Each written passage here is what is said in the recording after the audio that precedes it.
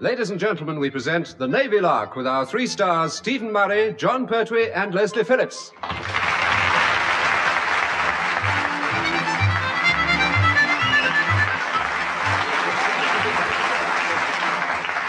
Sometimes it's not easy to find the best way to break unexpected news. Recently, I got the wrong idea completely when my wife told me there'd be a little visitor coming to our house. Turned out to be a short electrician to fix a fridge she'd ordered on my account. But the officers aboard Troutbridge are facing a similar problem in the wardroom right now. Well, no good putting it off any longer, gentlemen. We've got to tell him.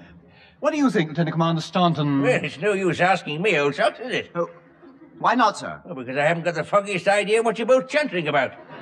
It's about Goldstein, sir. Oh, yes. One of us has to tell him, and frankly, I'm not looking forward to it. If only there was some way of breaking it to him gently. On the other hand, perhaps it's best if it's done quickly.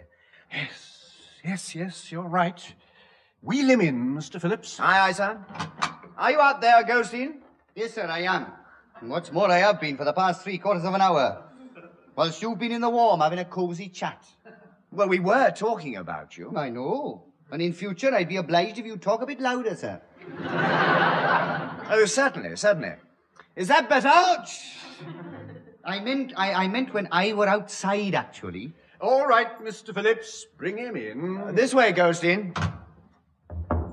Able Seaman Goldstein reporting, sir. What's up? Yes. Well, Goldstein. Sir? Yeah, thank you. Something has, well, this might be a bit of it seems that, funnily enough, Goldstein. Sir? Thank you. On second thoughts, it might be better coming from Mr. Phillips. Oh? Mr. Phillips, sir? Me? No. I'd rather not. That is, it's not my place. Well, there comes a time, you know, and not before time, I say. And if the time is right, if there's no time like an old time, and if Goldstein, sir, what's the time? I mean, Lieutenant Commander Staunton, so perhaps you'd... Oh, not me, old bottle opener, no. I don't know what you're both bleating about either.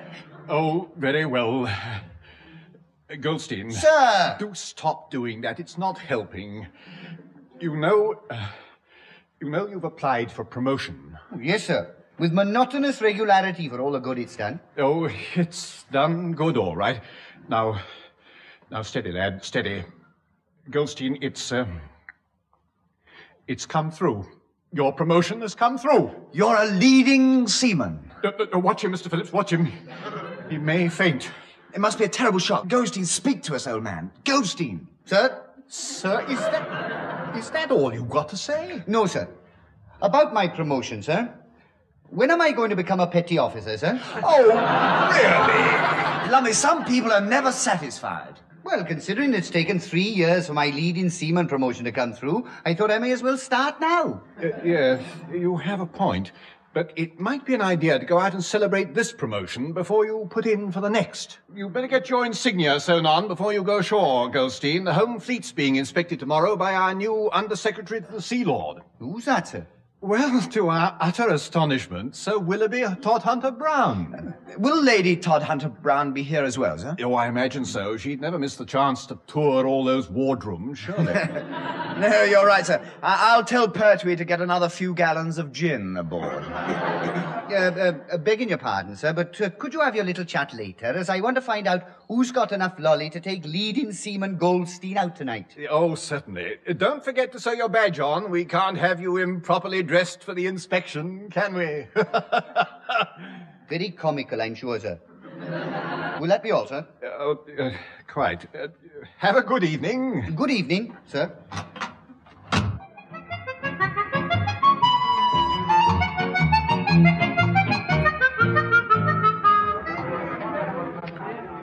Righto, excuse me. Drink's coming through. Hold your backs. Serves you right for wearing it cut so low. Beg pardon. Excuse me. Aye, the Wanderer returns. I thought you'd gone for a 48, Chief. Hello, where's the wallop? I'm thirsty. Stone me, you woke Ginger up.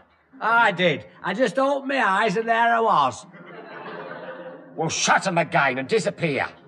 Here, Fatso, where's the guest of honour? Oh, Taffy, he'll be back. He sort of vanished just before it was time to order this round like he usually does. Now it's safe, he'll turn up again, I expect. Yeah, I expect so. Rock-a-bye Ginger, stuck in the pub. I'm out with Taffy, Chiefy and Tub. Oh, blimey. You know, it never fails, Fatso, does it? Let Ginger walk near an advert for tonic water and he's plastered. Hello again. Sorry to have been so long, but I met a friend and he sort of insisted on buying me one to celebrate. Wasn't that nice of him? How does he do it? How does he do it? He not only dodges paying for his round, he even cops another pint whilst he's dodging it. Well, he's had years of practice for one thing. You know, Chief, now I've been promoted, I'm not sure that I approve of sitting with these common sailors. Ginger, what? Sober up and hit him. No, I wouldn't do it, Ginger. Now, look here. I've had about enough of these little hints, and just to prove you're wrong, I will buy a drink. Oh, another little drink, another little drink, another little drink. Won't do me any good at all. I don't think I feel very well. Oh, do leave off, Ginger, for Pete's sake. Go on, Taffy. Go on, order up, lad. Certainly. Yeah, landlord. Yes, sir. 1 brown ale, please. Coming up. There you are. I'll accept your apologies later. Eh? But you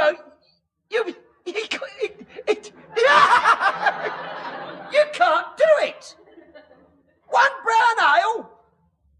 1 little brown ale? Nothing else? Oh, no, 1 more will do me for a bit, huh? Moderation's the thing when you're imbibing, like. But what about us? Hey, what about us, then? What about us? Aren't you going to buy so much as another bag of crisps? Well, why should I? We haven't finished the last one yet. Ginger. What? Sober up and hit him. I can't.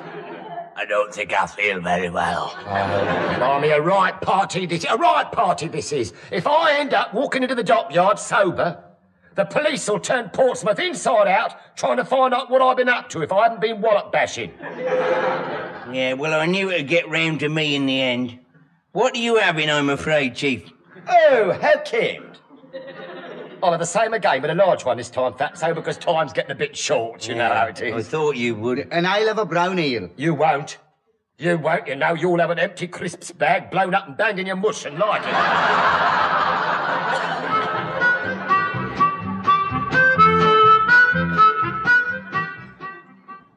Oh, we ain't got a barrel of money, and Ginger's tongue feels a tiny bit funny.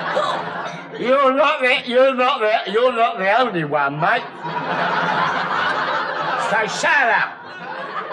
Here, Fatso. Yeah, Fatso. Fatty, here. You know when that dockyard policeman said show your passes? Yeah? I thought he said show your glasses. Wasn't that ridiculous? Wasn't it? Wasn't that ridiculous? Wasn't it odd? For a minute, I thought I'd had a bit too much. Ridiculous. Yeah. Wasn't it? That's you tappy. Yeah? Oh, no. Let's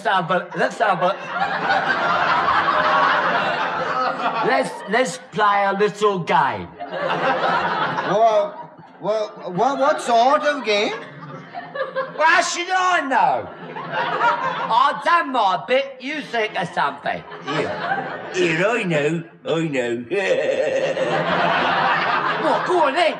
Go on then, tell us what. Why don't we let go the mooring ropes and cast Troutbridge off? Yeah, that's right. It's a good idea. We could do that, couldn't we? Yeah. We could do that.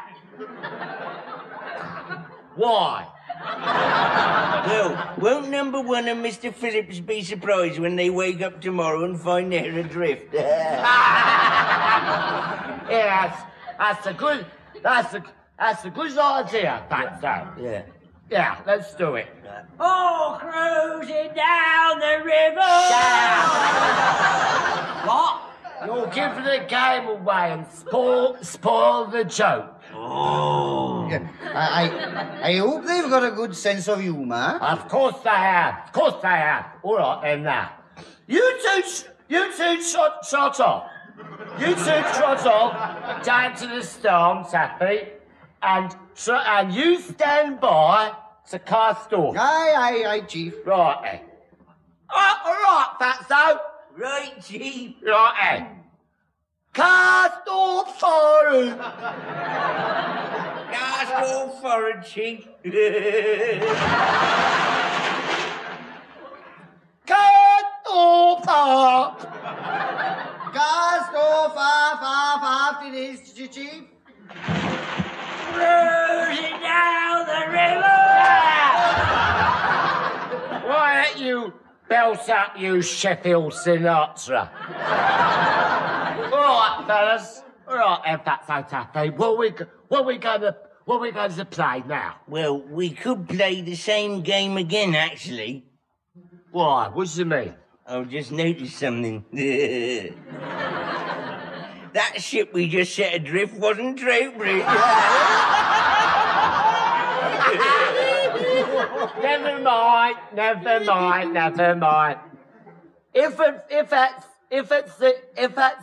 If it's Fatso you don't succeed, try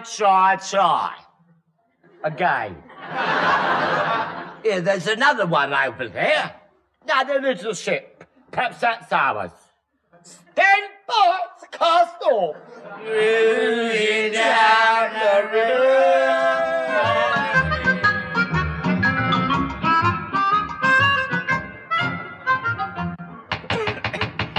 All right, come in. Good morning, I suppose, sir. Oh, good Lord. What have you got up in the nasty tiz about? I'm not in a nasty tiz. I just think it's a bit much, that's all. Mr. Phillips, it's much too early to play games. What's the matter? Well, I am the navigating officer, you know. Well, officially, yes. What about it? Oh, nothing, but as the navigating officer, I think I should be informed when we put to sea. Rest assured, Mr. Phillips, you will be. Now, go away. But what about last night, eh? What about that, eh? Nobody told me we were sailing last night. Oh, no, not a blooming... just up anchor and off. Leslie can jolly well find out about it in the morning. What are you talking about? We didn't sail anywhere last night. Fibs won't help you, you know. I've got eyes. Well, I haven't yet. What's all this about? Oh, nothing much, except that last night the dock was on the port side. This morning is on the starboard side.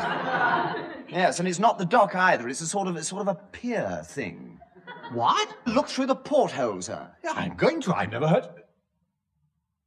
Well, that's a big help. Why didn't you tell me it was foggy as well? Oh, I forgot about that.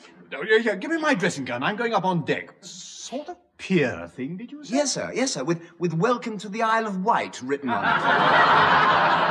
Oh, well, that's... What? Good gracious, we must have been drifting all night. It ended up at Ryde Pier. Ah, that would account for it. Account for what? My sleeping so well. I always do when we're at sea, you see. Now, I think it's the gentle rocking motion, you know. Up and down, up and down. Never mind what sort of kip you had. You seem to have forgotten the inspection of the home fleet by the Todhunter Browns this morning. What's Captain Povey going to say when he finds we're not there? A right mouthful, probably. We must get back at once. With any luck, we might make it before the inspection starts. In a fog like this, eh? Yeah, well, why not? Daylight has never been of the slightest value to your weird and wonderful methods of navigation in the past. What's that? Well, it's the Isle of Wight ferry, sir, waiting for us to get out of the way so they can get in. I had a chat with their captain over the loud hailer earlier. Oh, what did he say? Oh, quite a bit. Then it fused. Up on the bridge, Mr. Phillips. Quick, we must put to sea at once. If you can get us back to Portsmouth before the fog lifts, old Thunderguts might never know we've been missing. Aye, aye, sir.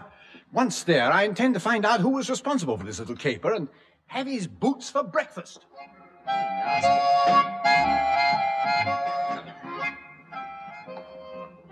Wren Chasen, Wren Cornwall, what's going on? What happened last night? Why wasn't I told? Told, sir? Told what, sir? About the national emergency, of course. Where's my tin hat? I put it away for safety somewhere. There's no emergency, sir. No emergency? What? There must be. There isn't a single ship in the whole dockyard. What?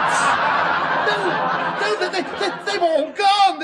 They must have been ordered out during the night. I do think Admiralty might have told me. They've been trying to get you on the phone all morning, sir.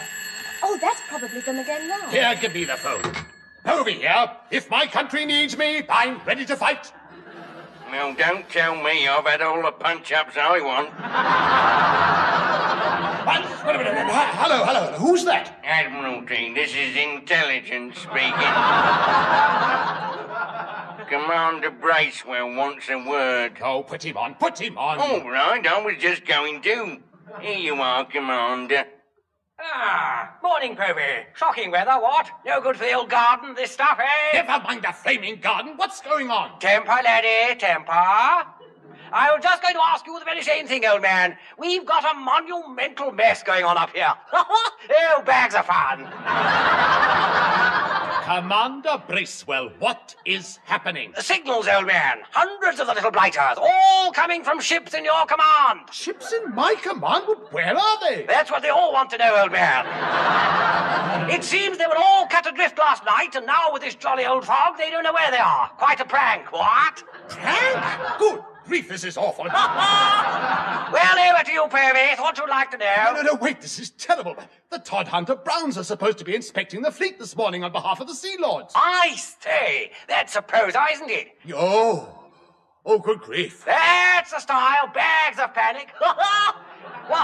What's up now? But the Todd Hunter Browns, where are they? They should have been here an hour ago and there's no sign of them. Not your day, is it, Povey? Perhaps they've been kidnapped as well. Happy hunting. Toodly bye. Yeah, hello, Bracewell. Hello.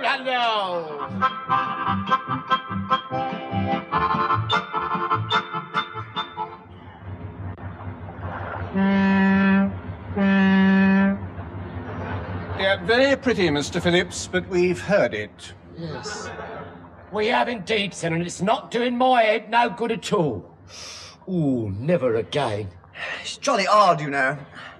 I should have thought we'd have been back at Portsmouth by now. I suppose you could always send a signal to Admiralty and ask them where we are. I say, that would be rather funny, wouldn't it? Oh, stone me, Mr. Murray said. Do you have to so immoderate? Excuse me, sir. You've got visitors, sir. Visitors? Yes, sir. Sir Willoughby and Lady Todd Hunter Brown. Oh, you're cuckoo. They can't be on board. They're supposed to be in Portsmouth inspecting the fog in the fleet. I mean, getting a mouthful of fog with their feet in the port. No, that is... Don't bother with it anymore. You'll never get back now. Excuse me, you chaps. Could we see you a minute? We'd rather see you in our delicious little wardroom, actually. But if you're busy, we don't mind going down there and waiting, provided the bar is open naturally. Madam, how could you? Remarkably easily, as a matter of fact. But how did you get aboard, sir? Well, we walked up a very floppy piece of plank ride. It's something I prefer to forget, but I finally managed it. And so did all the others. The others? Rather. There are about 40 passengers down below, old chap. Didn't you know? No, we didn't. Well, we thought you were the Isle of Wight ferry. Jolly foggy and all that, you know. Well, so here we all are. Terribly thirsty. Yes, as ever. We don't want to be a bore, but we're supposed to be inspecting the fleet in Portsmouth this morning. We had heard, actually. Had you really? Isn't science wonderful? Well, we've been over on the island for a week. We were graciously asked to open a new naval mess on behalf of the Sea Lords. And the ceremony sort of went on a bit. They were a very hospitable lot. I do beg your pardon. The point is, we'd be jolly pleased if you could see your way to getting us back to Portsmouth a bit sharpish. That's just what Leslie's been trying to do for blooming hours. I think somebody's hiding it from me. Well, we'll do our best, sir. In the meantime, I'd better come below with you and have a word with the rest of the passengers. Oh, good man.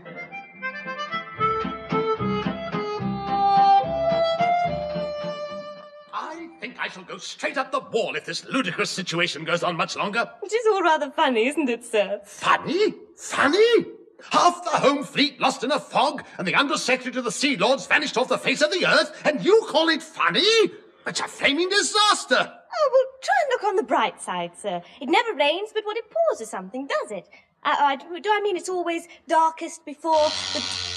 Sir? Wren Chasen, come and get this fool woman out of here, please. Certainly, sir. Wren Cornwall? Yes, Heather? Out, mate, before he clobbers you one. Coming. Thank you, Wren Chasen. Thank you very much. A pleasure, sir. Oh, and there's a Captain Grubshaw here to see you, sir. Captain Grubshaw? I don't know anybody called Grubshaw. No, he's not from our lot, sir. He's from British Railways. What? His command is one of the Isle of Wight ferryboats, sir. Oh, good grief. Send him in. Aye, aye, sir. Good morning. I'll come straight to the point, Povey. I want action. Piracy on the high seas, that's what it were. This foreign naval boat at Ryde Pier. It sneaked in under cover of the fog and pinched all my passengers. What? What? You can well say what. VIPs, a couple of them too. VIPs? Oh, no, not the Todd Hunter Brown, surely not them, please. They're the ones. Do you mean some foreign naval vessel was at Ryde Pier this morning and kidnapped the Todd Hunter Browns? That's right, along with 30 or 40 other passengers. Any more of that caper and it could well mean a strike on the ferry. You realise that? Leave it to me, sir. Fortunately, my destroyer is still here and I'll deal with this at once. Right. Sir? Warn Admiralty that the Todd Hunter Browns have been kidnapped aboard a foreign naval ship. Send signals to all vessels to keep a sharp lookout for her and fire on her if necessary. I'm going out in Makepeace to try and find the blackguards myself. Aye, sir.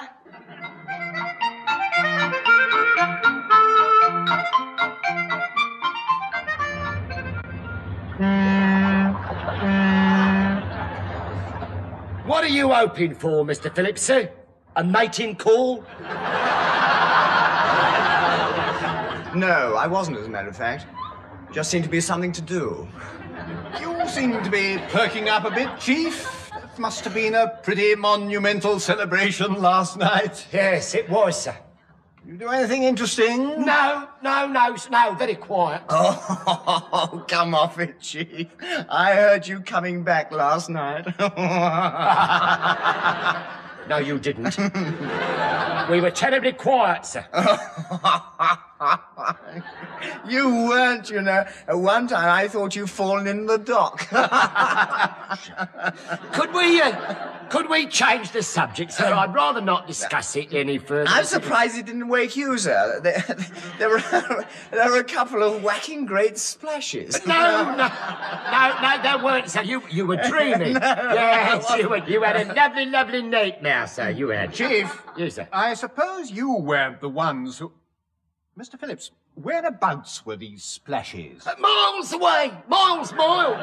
No, they weren't. Miles. They were fore and aft, almost at the same time, actually. Just as if somebody was casting... Can I have permission to leave the bridge, sir? I've just remembered an aspirin or two I should have Chief taken. Petty Officer Pertwee, stand fast. Now, just what did... What was that? I don't know, but it couldn't have happened at a better time. It sounded like another ship. Bridge number 1 here. Lieutenant Bates here, sir, and we've just received rather an odd signal. There's a foreign naval ship in these waters, and if sighted, we're to stop it at all costs. I see. Well, there's something pretty close right now. If necessary, we're to open fire. Yeah, thank you, Mr. Bates. Leave it with me. Sir, you don't think that out there could be it, do you? Well, I doubt it, but we can't be too careful. Sound our siren, Chief. All right, with the right load of foreboding eyes.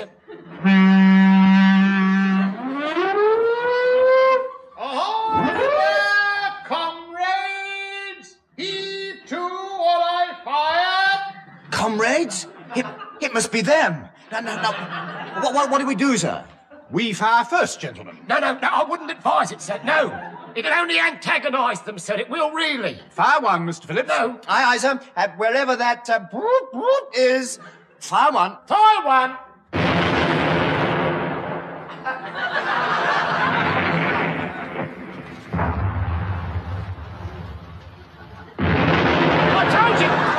I told you they'd gone nasty on us. Everybody down! Hey, that wasn't fair. It was our turn. Wait, the fog's lifting a little.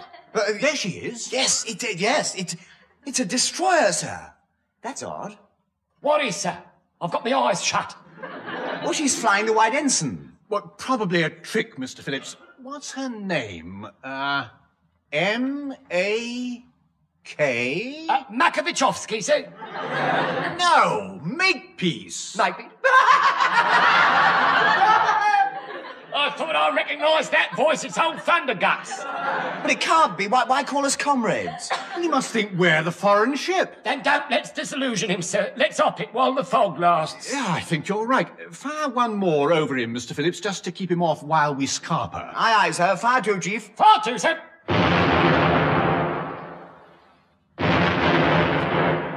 I did say over him, actually. Left hand down, full ahead both. Quick, Chief. Aye, aye, sir. Here. Who's doing all that?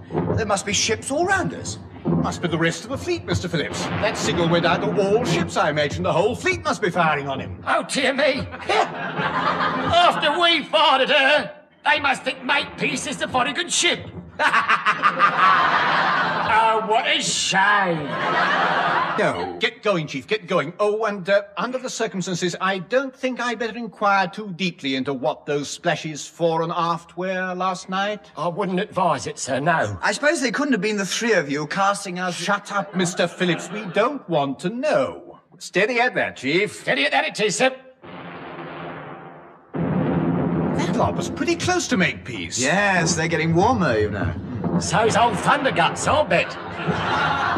A round of drinks, chaps, with Lady Todhunter Brown's compliments. She's tired of drinking alone. Oh, jolly civil of her. Let's see, what's the toast? Oh, I say, how about a snortful to Captain Povey's little chat to their rollicking lordships when he tries to explain this little lot? Oh, yes. I take it you won't be joining us, Chief? Oh, well, now, sir, under the circumstances, and seeing as it's free, I'll force myself. Yes, think of it as a duty, Chief. Right. To Captain Povey's explanation to Admiralty. And may somebody believe it. Cheers. Cheerio, everyone. Cruising down the river.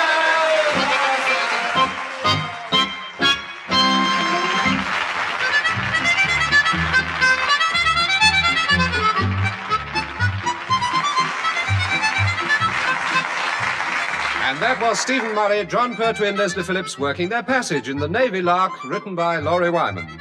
Stephen Murray was the number one, John Pertwee was the Chief Petty Officer, Leslie Phillips was the Sub-Lieutenant, Captain Povey was played by Richard Caldecott, Judy was Judy Cornwell, Able Seaman Johnson was Ronnie Barker, Commander Bracewell was Michael Bates, Sir Willoughby Todhunter Brown was Tanya Evans, and Amelia Todhunter Brown was played by Heather Chasen.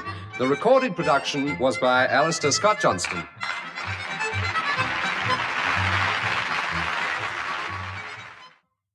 Ladies and gentlemen, we present the Navy Lark with our 3 stars, John Pertwee, Leslie Phillips, and Stephen Murray.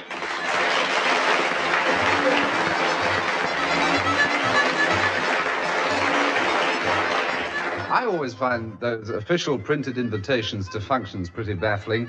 For one thing, why do those gilt-edged cards always say that Mr. and Mrs. ... request the pleasure of Mrs. and Mrs. Blank's company, when Mr. and Mrs. Blank know full well that Mr. and Mrs. ... hate the flaming sight of them? Why? At present, 3 members of the Troutbridge crew are stuck with an invitation of this sort, and there doesn't seem to be any way out.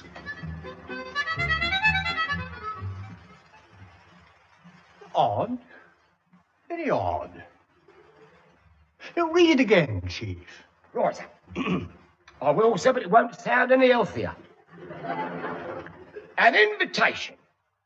Captain and Mrs. Povey invite Lieutenant Murray, Sub-Lieutenant Phillips, and CPO Pertwee to And at who?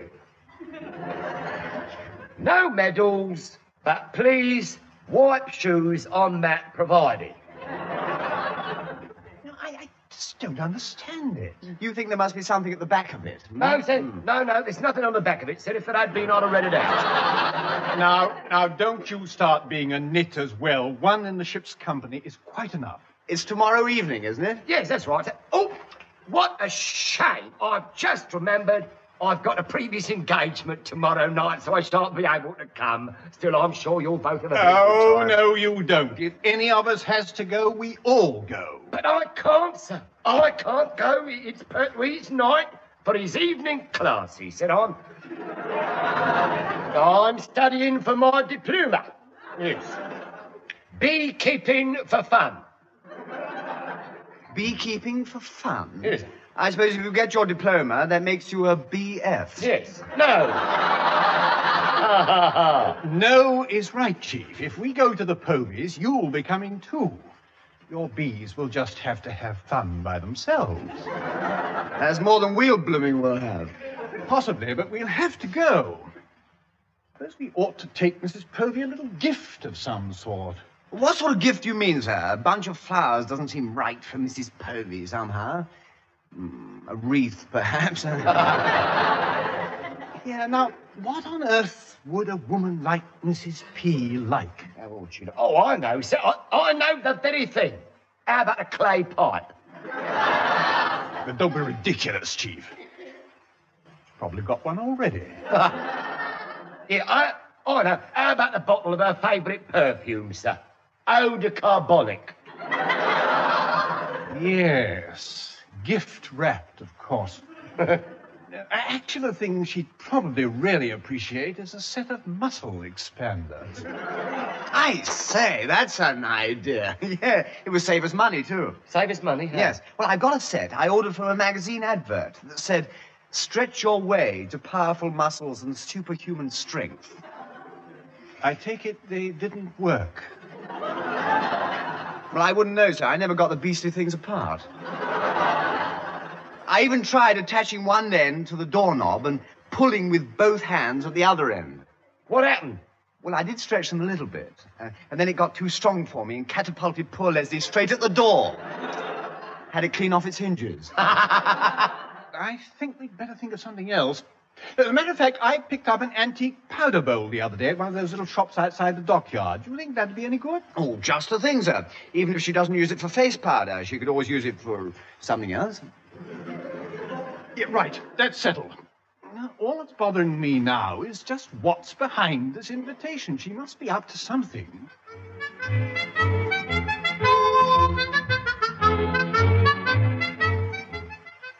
Oh, the Poveys are giving a party. The Poveys are giving a Hello, party. Povey.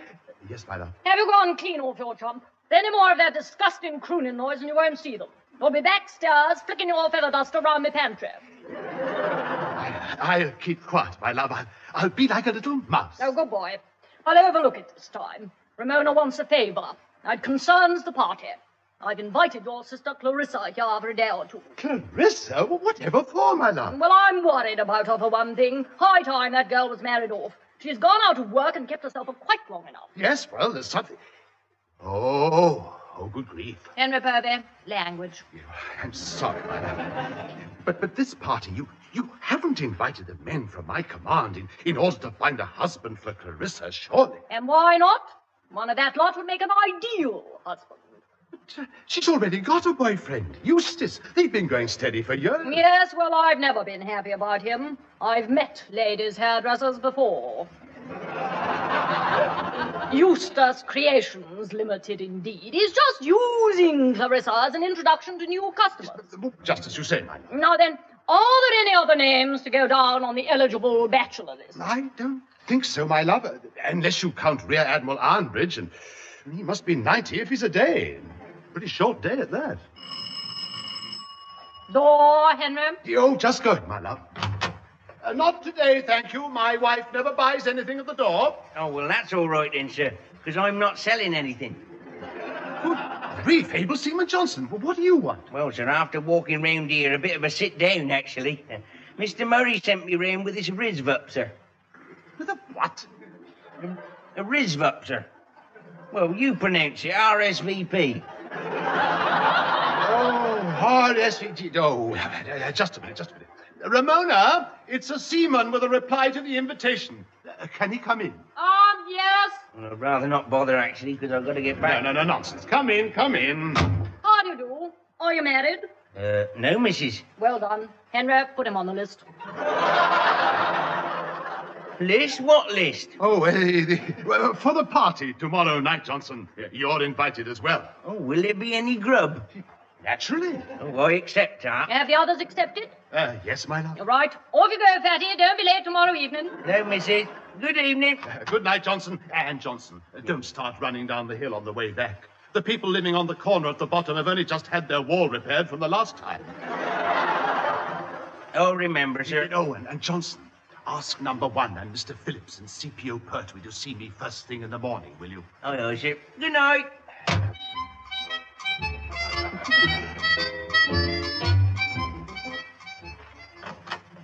You wanted to see us, sir. We're afraid, sir. But if it was a mistake, we'll come back next week, sir. When you're not so busy, sir. Good morning, sir. Good morning, sir. Good morning, sir. No, wait, stop. Oh, good grief, you might let me get a word in.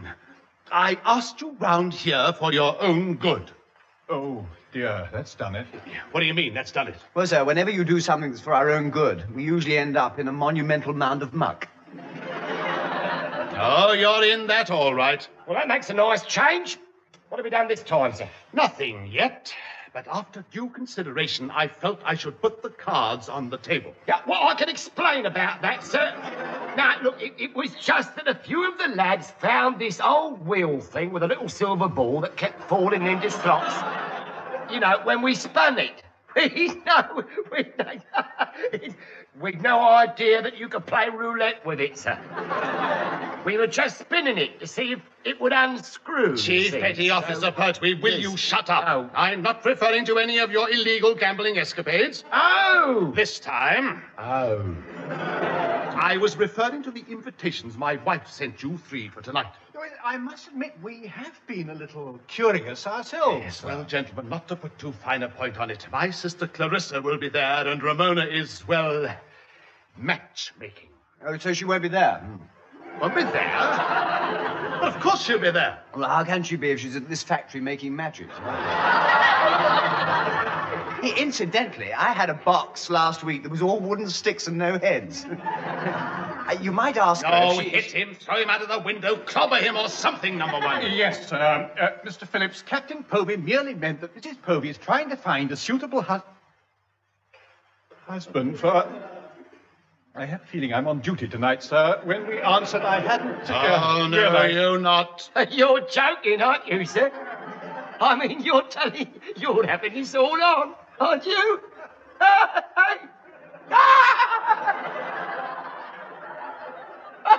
Very comical. Ooh. It is not a joke, Pertwee.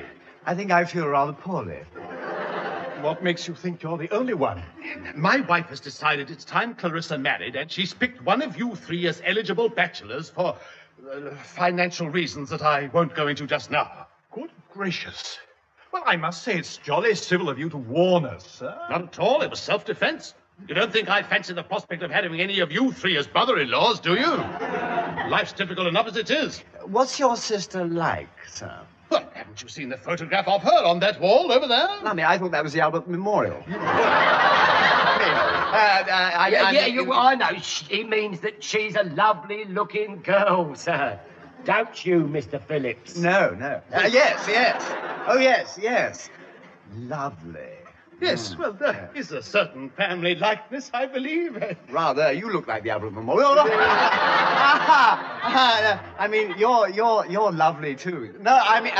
Well, Mr. Phillips, which is it to be? Hit, chucked through the window, or clobbered? I'm not fussy, actually. All right, gentlemen, you've been warned. Watch yourselves this evening.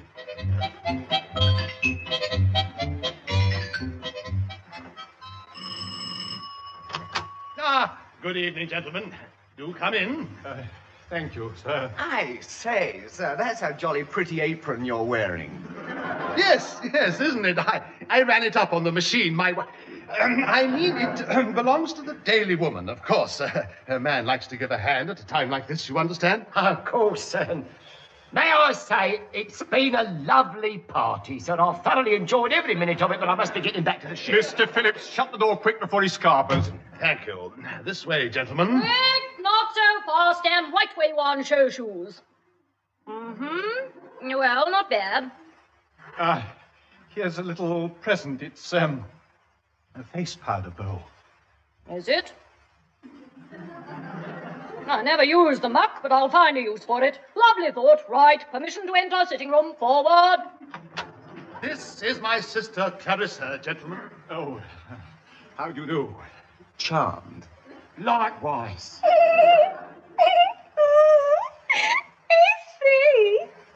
And, of course, you know this gentleman. Evening, all. Johnson, that's so. You great steaming pudding. What are you doing lounging about on Mrs. P's loose covers? Well, I'm waiting for me hot dinner, Chief. Yes, he's quite right. Ramona invited him last night. Yeah, when I called with your wrist up. Is grub up yet, Mrs.? Johnson.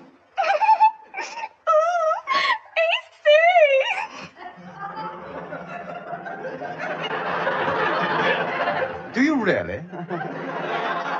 My name's Phillips, by the way. How are you enjoying your visit, Miss Albert Memorial?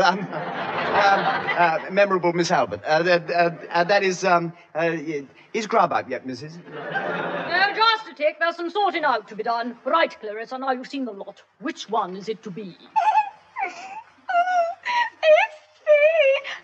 Well, I don't mind, really. But I'm sure Eustace wouldn't approve. Mr. Murray, sir, about Troutbridge. I've got a nasty feeling that I've left her engine running. So I'll just pop back and... What? Please, Clarissa's deciding something. Now hurry up, Clarissa. Henry's waiting to serve. Well, then, perhaps it'd better be the fat one. He looks sort of cosy. Hey? Here, what's going on? Have I won something? I rather think you may have done. Stand fast, Catty. You and Clarissa can stay here in the sitting room while the rest of us retire to the kitchen for dinner. Well, I'm starving. You said I'd get hot dinner. Why can't this lady and I have some grub Well, then? you can later. Far better you get acquainted first. Now, this way, the rest of you. Let's leave the lovebirds alone. Lovebird? I'm no lovebird. No, you're not. You're a great fat cuckoo. Now then, you stay here. And we'll get you out of this nest as soon as we can. Well, hurry up, Chief. I'm famished. I am. I'm blooming starving. Help! Ratso wants his grub. Sneak us a sandwich, somebody.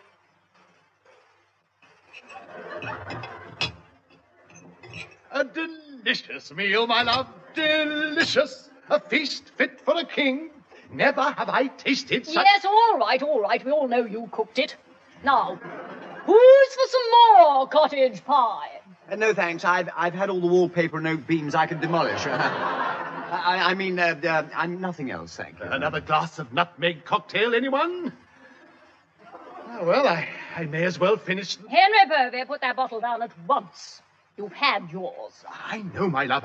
I was only finishing up the dregs so you could get the threepence back on the bottle from the chemist. The chemist? Oh, yes. He makes it up himself. Non-alcoholic and aids the digestion. Wonderful tack. Yes, lovely. Yes. I must say the last glass went down a treat. Yeah, well, it obviously works. Now, silence now.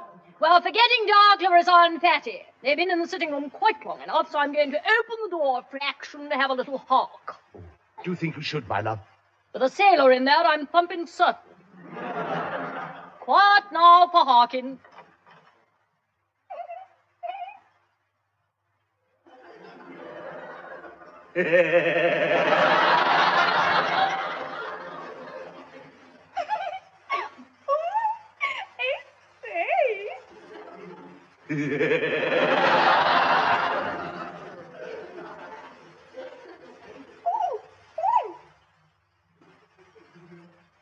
sure.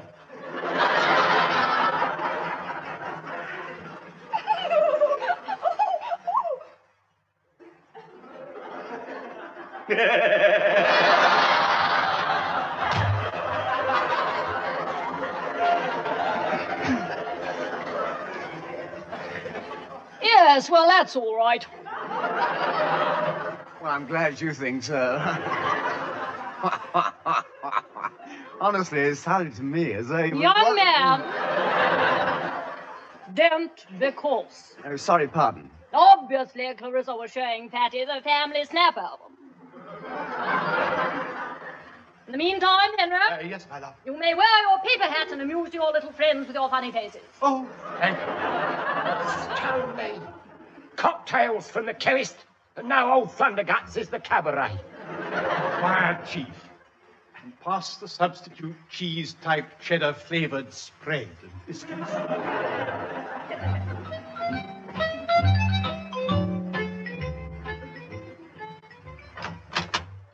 Oh, good morning, Mr. Phillips. Bit early for you to be in the wardroom, isn't it? Yeah, possibly so, but after last night, I reckon I deserved a drink. Very true. What are you having? A nutmeg cocktail? Not likely, blooming muck. Had me up all night. Me too. I remember at one time she said it had a... was it. Oh, Lord, there's never any peace on this ship. Come in. Good morning, sir. Leading Seaman Goldstein reporting, sir. If you're better. Oh, yes. What is it? Well, two things, sir. One's about able Seaman Johnson, sir. He's missing, sir. How can a thing as big as that be missing? We've searched the old ship, sir, and there's no sign of him. Oh, dear. I suppose you didn't make a pass out for him, sir? No. Mind you, we know someone who made a pass at him. Sorry, pardon? Well, sir, I'm afraid I'll have to report him as absent without leave, sir. Oh, well, perhaps we could wait a bit longer. He might turn up. There may be some perfectly good... With due respect, sir, you know the regulations, sir. I'm reporting in absent to you, sir. I'm not risking my hard-earned promotion because some fat nit goes over the hill, sir. Oh, very well, Goldstein. I'll inform Captain Povey. You said there were two things, Goldstein. What was the other one? Oh, I'm glad you reminded me, sir. Well, it was about my promotion, sir. When am I going to become a petty officer, sir? Out, Goldstein, out. But I've been a leading seaman a week now, and I don't... Out! Quick, out!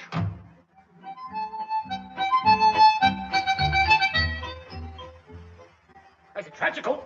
That's what it is. Yes. It's a diabolical tragical, yes. It's not fair at all. He was a good lad. Yeah, a good lad. He was a loyal sailor. And a true blue friend he was. Yes, he served his country, and the flag. And now he's being hounded down by every copper in the country like an hardened criminal. Hiding behind hedgerows, he is. Hiding behind hedgerows and haystacks all day, that's what he's doing. Sneaking out for a mouthful of grass from time to time with a dollop of mud for afters. All because of womanly wiles, what he knows not what of. Not of what of their what-nots does he not know. What of with... Oh, turn it in. I haven't even reported him absent yet. Oh, no, but you're going to, aren't you, sir? Oh, yeah, just as soon as Captain Povey turns up, then they'll hound him. Oh, yes, that's what they'll do. They'll hound. Oh, it's you. Good morning. Oh, good morning, sir. All right. What is it? Well, it's probably just a coincidence, of course, but, Able Seaman Johnson seems to be absent without leave. Oh, no, he's not. I wish he was. Hey? Well, where is he, sir? Come into my office, gentlemen. Hello, Pop. You're back then. That's how, you great podgy pudding. Why aren't you behind a hedgerow or hiding behind a haystack? What's this common petty officer chatting about, Dad? Sir, he's off his nut. That's how. Get your hooves off Captain Povey's desk before he does you a disastrical. Relax, Chief. Since last night, he thinks he's one of the family. That's right. Are the girls back with the new magazines I sent them out for yet, Pop? I've seen all the pictures in this lot. No, I'm afraid they aren't yet. Son. Oh. Well, I'll have to go myself, I suppose. I'll put them on your accounting, Henry, shall I? What? Oh, yes, all right. Excuse me, chaps. Time I stretch me legs for a bit. You watch you don't stretch everyone else's patience a bit too far and all, my lad. You ain't half dicing with it, you are. Yes, so are you, Chief, if he pulls this off. So watch it, Pertwee. I shan't be long. Order my 11s while I'm out, please. You see the situation, gentlemen. It's completely intolerable. One word from me and he threatens to ring Ramona. Something's got to be done. Yes, mind you, I'd say the only way out would be if we found someone for your sister that Mrs. Povey liked better. Yes, you'd have better put Fatso Zooted out the joint, all right. Only who is there? Well, I'd say what's wanted is someone a bit slimmer. You know, a young chap who's a bit more attractive to ladies of the opposite, if you'll pardon the expression, sex. Yes, you could be right. Go on. Well, a chap who's got a bit of an eye for the girls and who... What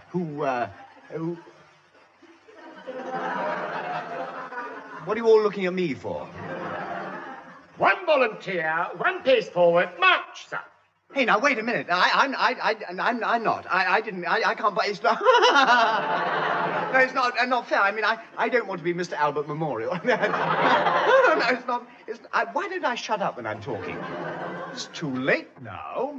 How do we conduct the campaign, Captain Povey? I don't know. I suppose the best way would be for me to tip the wink to Ramona that Mr. Phillips is very keen on Clarissa and then invite you all up for another at home tonight. Hey? Oh, no, not another one. Mr. Phillips, you were right. Why don't you shut up when you're talking? So you can take it from me, gentlemen, that you'll all be expected round at our place this evening. Lummy, another night of nutmeg cocktail. That, Mr. Phillips, is the least of your worries.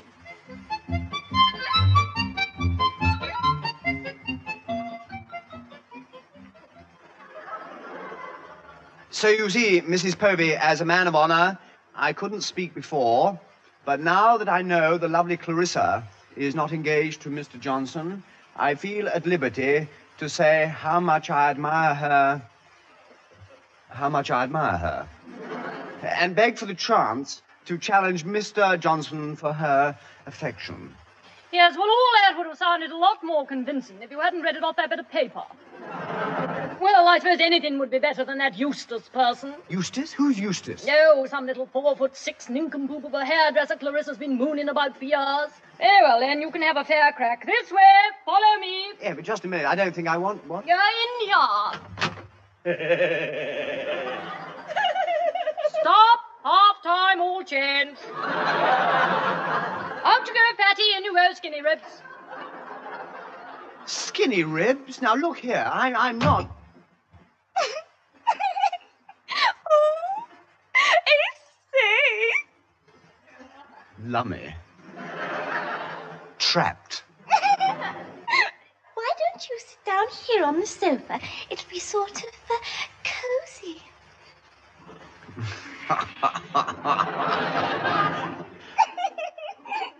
Ooh, it's safe. Ooh, Mr. Phillips.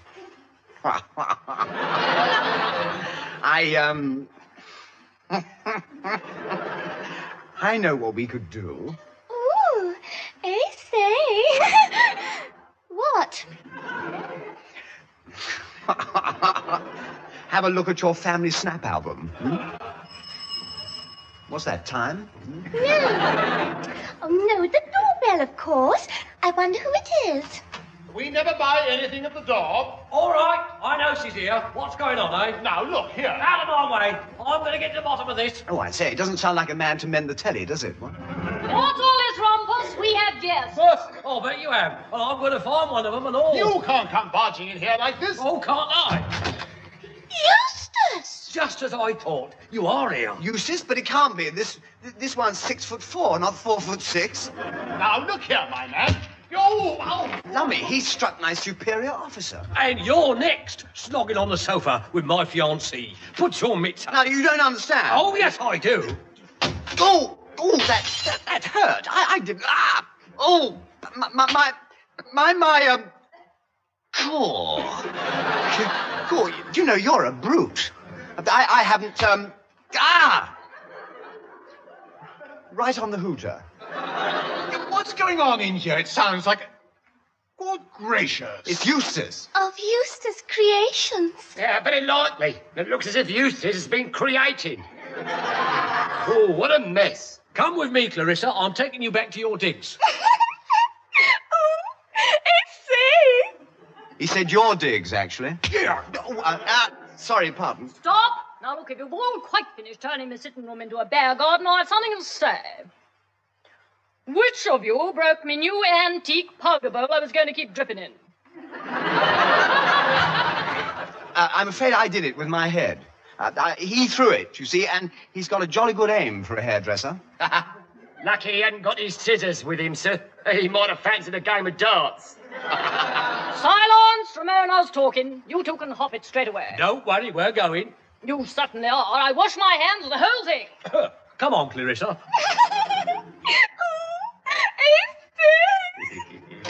My love, she is my sister, and I'm not sure that... I was coming to that. Sorry about this family punch-up, chaps. No, not at all. Perhaps it'd be better if we all left now. Oh, yes. Got to get the place tidied up before tomorrow evening. Tomorrow evening? Oh, rather. If at first you don't succeed in all that jazz, I'm inviting Henry's other sister, Hattie, tomorrow. What? No. Oh, she's a grand figure of a woman. Now, see you all about 8. Henry, get your apron. The place is in the shambles. Yes, and madam. no sloppy nonsense round my dado while I'm not looking. I say, Anyone for a nightcap? Nutmeg cocktail before you go?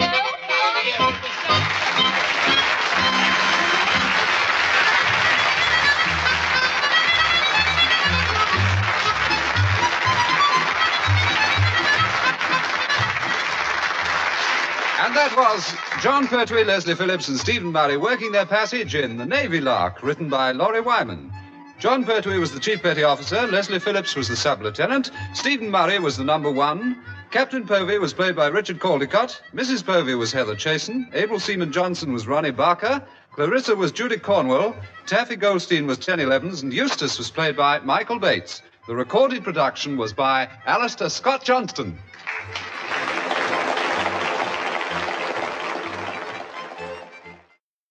Ladies and gentlemen, we present The Navy Lark with our 3 stars, Leslie Phillips, Stephen Murray, and John Pertwee.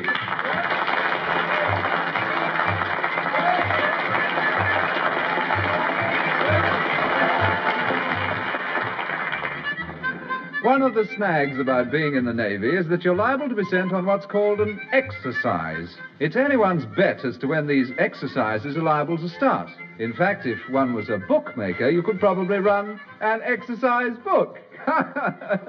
Oh, yes. Yes, Robin's rather proud of that one. What do they want Laurie Wyman for? Robin could write this, surely. But, no, getting back to naval exercises, Captain Povey's dreaming up a corker for Troutbridge this week. Good morning, Judy. You seen Captain Povey? Of course I have, sir. I work for him. Yes, I'll try starting again. Is Captain Povey in his office this morning, Judy? Oh, yes, sir, of course. Well, he works here, too. I thought you knew that, sir. Yes, I did, actually. Mr. Murray wants to know if we could see him. Oh, all right, then. What is it? Oh, have you got your elbow on the buzzer again? No, I don't think so. The 3 you wanted to see from Troutbridge are here, sir. Oh, they are they? Send them in. Very good, sir. He said that... Don't bother, we heard. Come in, gentlemen. Come in. Time's getting short. Well, in that case, we won't keep him, sir. Good morning, sir. Good morning. Wait. What's the matter with you 3? I won't bite. Could we have that in writing, sir? Oh, sit down, for goodness sake. Sit down? What, us? In your office? Oh, it's a joke. He's gone potty. Sit down. I think I'd rather take a running jog. Sorry, pardon. Do you think he's settled yet? Well, hard to say, sir. Let's carry on and hope for the best. Well, basically, I've asked you 3 here to let you know that you're going on a landing exercise. Oh, me leg!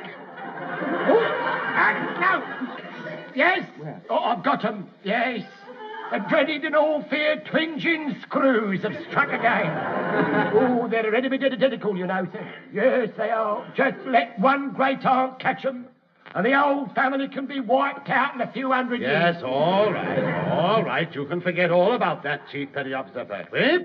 You're going on this exercise if the rest of the ship's company have to carry you. Well, sir, I'm no lightweight, but if it'll make you happy, I'll be... Sir? Belt up. Now, where have I heard that before? To continue, you will sail in Troutbridge as far as Falmouth. Once there, you will anchor, and half the crew will be put ashore at the Pertwee River, just here on the chart, above Pertwee Yacht Basin. When is this, sir? Tuesday at 1700. Now, just a minute. Now, 1 o'clock is 1300, 2 o'clock is 1400. Before you run out of fingers to count on, Mr. Phillips, 5 o'clock. In the afternoon, sir. Oh, thanks. That's jolly helpful of you. Not at all. We're used to it. Now, half the crew that you put ashore then will represent the terrorists and be dressed in civilian clothes. You three will then attempt to make a landing in the area that night in one of the seaboats. Always provided you still have your seaboats. Oh, you can be cruel at times, sir. Thank you. You will then try to capture the terrorists and take them back to the ship. There is one other condition, and that is you are not to receive any assistance from civilians or divulge to anyone what you're doing. You are to get the terrorists back to the ship and sail to Plymouth unaided. Any questions? Are we to put an officer in charge of the terrorists, sir? No, just a leading seaman. Now, this is an exercise for personal initiative, and it's up to you three to capture the terrorists and report to Naval HQ at Plymouth. I shall be there, waiting. Oh, well, that's something to look forward to. Well, supposing we get captured, sir. Yes, I don't doubt that you will be. However, if you are, don't bother to put in any requests for leave for a bit, will you? How about sick leave, sir? I mean, when a lad's been struck down with a twin-gin screws, it's hardly likely... Sick leave included. Cool. Blackmail. Yes. See you in Plymouth, gentlemen. Have a nice trip and happy landing.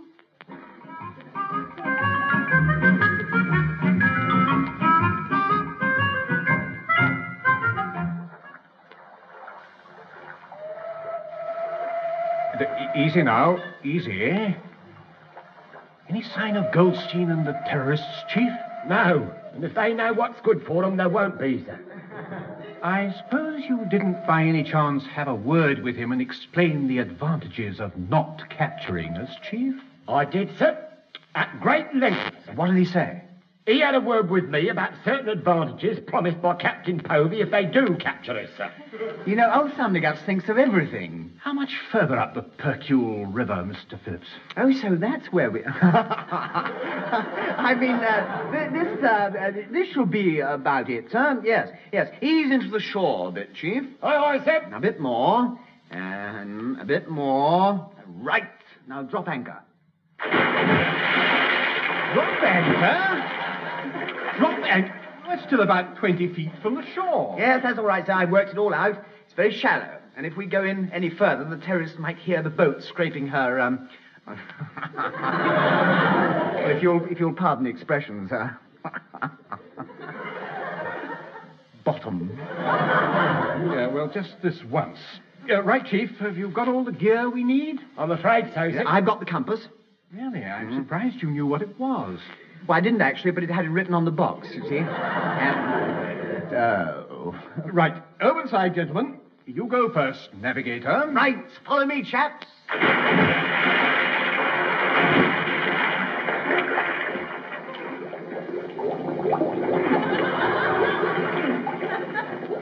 I don't think we'll bother to follow him just yet, do you? No. Where is he?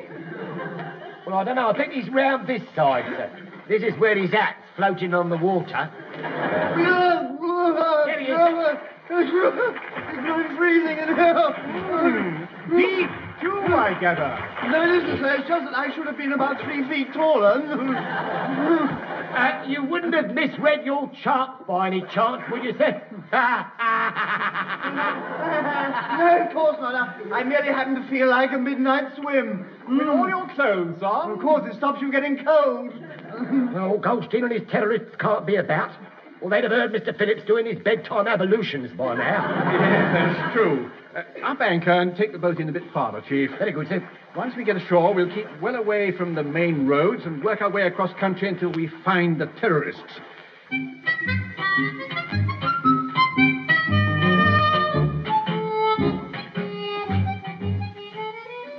Well, Mr. Murray, sir, look, far be it for me to harp. But you're going to. With due respect, I am, sir, yes. Look, we've been walking for blooming hours.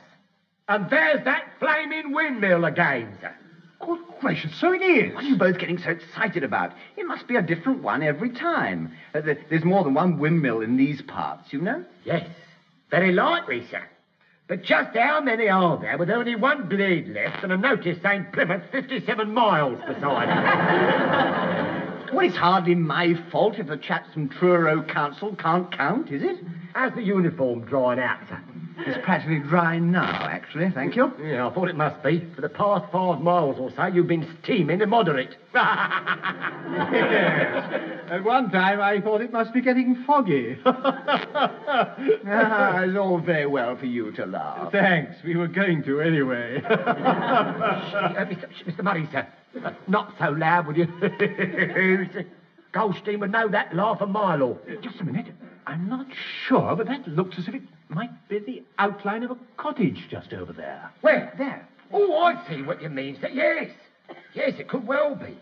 But if somebody lives there, they're not going to be too pleased to be knocked up at this hour, though, are they, sir? Let's go and see. Lead on, Chief. We're nearly there. Oh, sir. I must say, it's a pretty little place, isn't it? I mean, ivy round the door, thatch roof, real bit of old England. The sort of cottage a chap... Mr. Phillips, look, before you consider buying the property, how about knocking?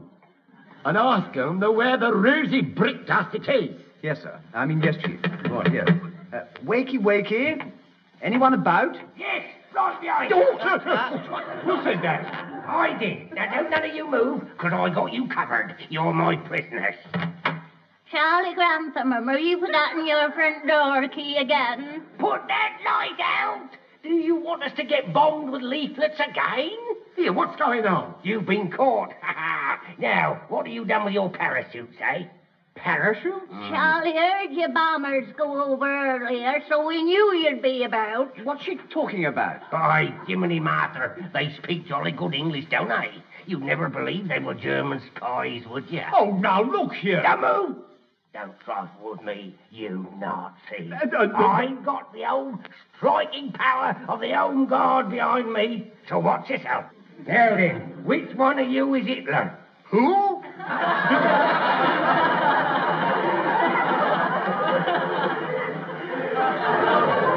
Hitler. I reckon it's this one with a blonde wig. What? Well, maybe it's died. Yes, it is. It's going dark at the roots. It can't be. It can't be. I gave it a rinse yesterday. No arguments. Inside the lot of you, you're the second lot I caught tonight. Second lot? Yes, Charlie caught a great big fat one. We think he's goring. Goring where? Stone me, sir. Fatso. It must be Johnson. Lummy, no wonder we never met the enemy. You've met them now. Inside, Hitler.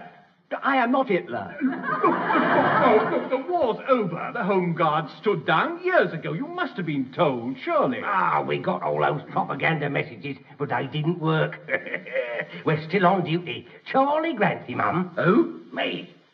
Charlie Grantham, he's not standing down until I get a letter signed by Mr. Chamberlain personally.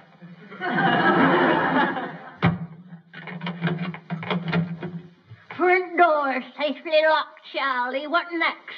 Lock 'em in the larder with the other two, of course. Hey, now, just a minute. I don't want to be larded in the locker. I lock it in a load of lard. All right, Mr. Phillips. No, I'll deal with this. Shall I open the ladder, Charlie? No, not yet, Martha. Goring and his thin mate might try to rush us. We'd better be fully armed. Now then, where's my pike? It's in a little shed out the back, but she's got a puncture in the back tire.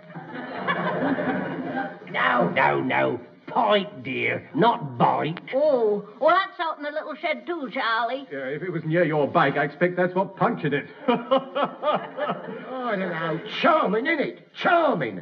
Held prisoner by a nut in a 20-year-old uniform who wants to prod at us with a pike and shove us in a cupboard full of cornflakes.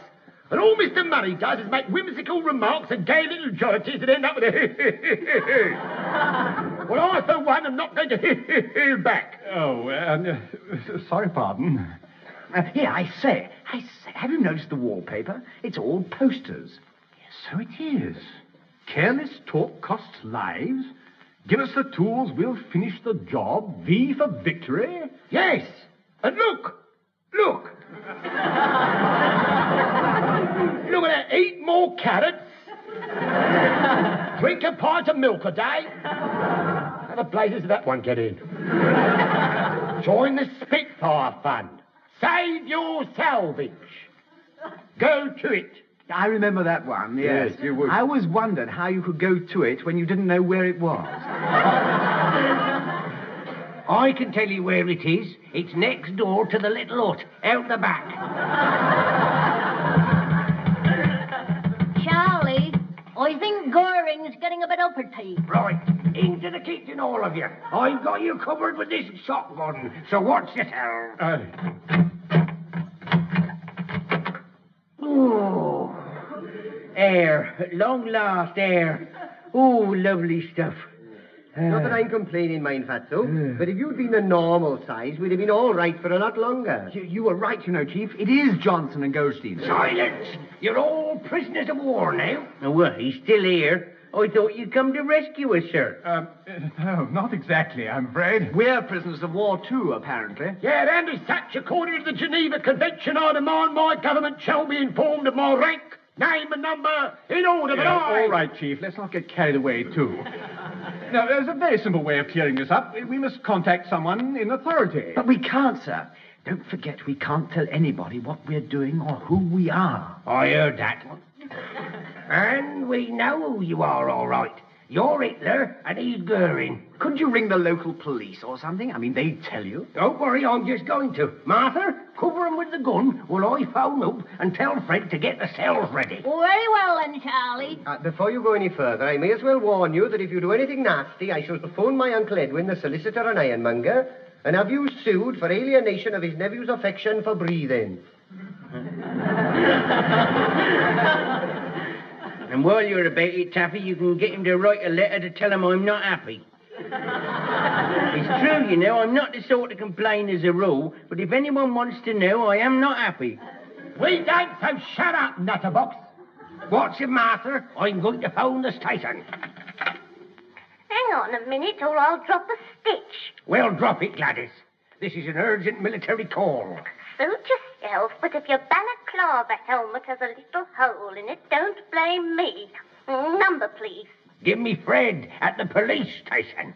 Oh, Charlie, you're not going to start your German spy game again, are you? Put me through, Gladys, and don't charge me for it either. It's work of national importance.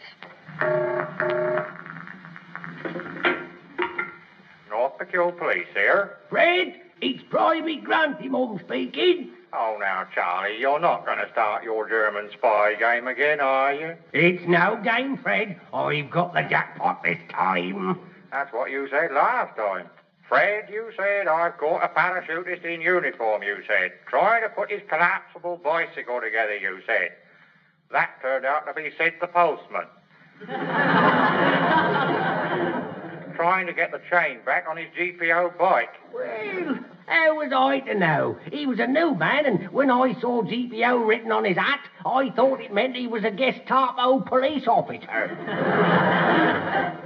Very likely, but that probably explains why you haven't had no mail through your letterbox ever since. Now, who have you got this time? Oh, nothing much. Just Hitler, Goring, and the rest of the High Command. Take it from me, Fred. The rats have deserted the sinking ship. Have they? Nice going, Charlie. But before we go any further, I think I'd better have a little word with Hitler. Personal like. Right, Fred. Hang on. Hitler! Yeah, yes. I mean, who? Police Constable Fred Tiddy wants a word with you. Mr. Money said, I think you'd better take it in case Adolf here gets a bit confused. Yes, perhaps it'd be better if I took the call. Right, Fred, here's Ribbentrop. And he's had his hair dyed and all. Hello, Constable. Sorry to trouble you like this, but I'm sure I can explain everything quite satisfactorily. I thought you could, sir. I'm used to old Charlie. Now then, if you wouldn't just mind giving me your name and where you come from. Yes, certainly. My name is... Oh. Now, this is a bit tricky. I'm afraid I can't tell you my name. I understand, sir. You wish to report yourself as a loss of memory case. Yes. No! I say, Chief, I don't think it's going too well. It is as far as old Charlie's concerned. I think we're as good as in the larder. Well, I hope we won't be in there too long, because we'll be starving. Well, it was your idea. You said eat everything you can, it'll make more room. Very likely. But that was an idea that failed miserably. All that happened was that you got bigger. You mind, you two. I'm on the phone. Hello. Hello, sir. Look, if you can't tell me who you are or where you come from, perhaps you tell me what you're doing there. Well, no, I can't, actually. You see, it's a military secret. I see. Yes, well, perhaps you better put me back to Private Grantham then. No, you don't understand. Private Grantham, if you please. Oh, very well. Who wants you again? Hello, Fred. Private Grantham speaking. Lock 'em up, Charlie. You have got the jackpot this time. I'll be round as soon as I can.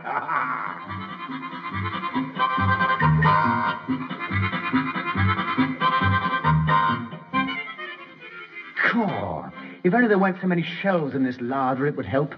Look, let's face it, sir. If Johnson wasn't in this larder, it would help. It wasn't my fault, it was Taffy's.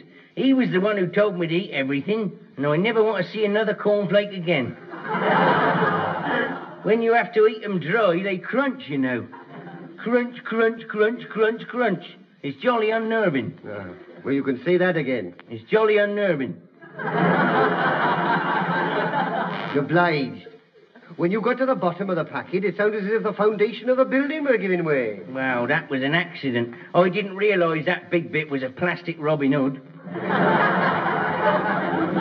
Mind you, his little arrow had a lovely flavour.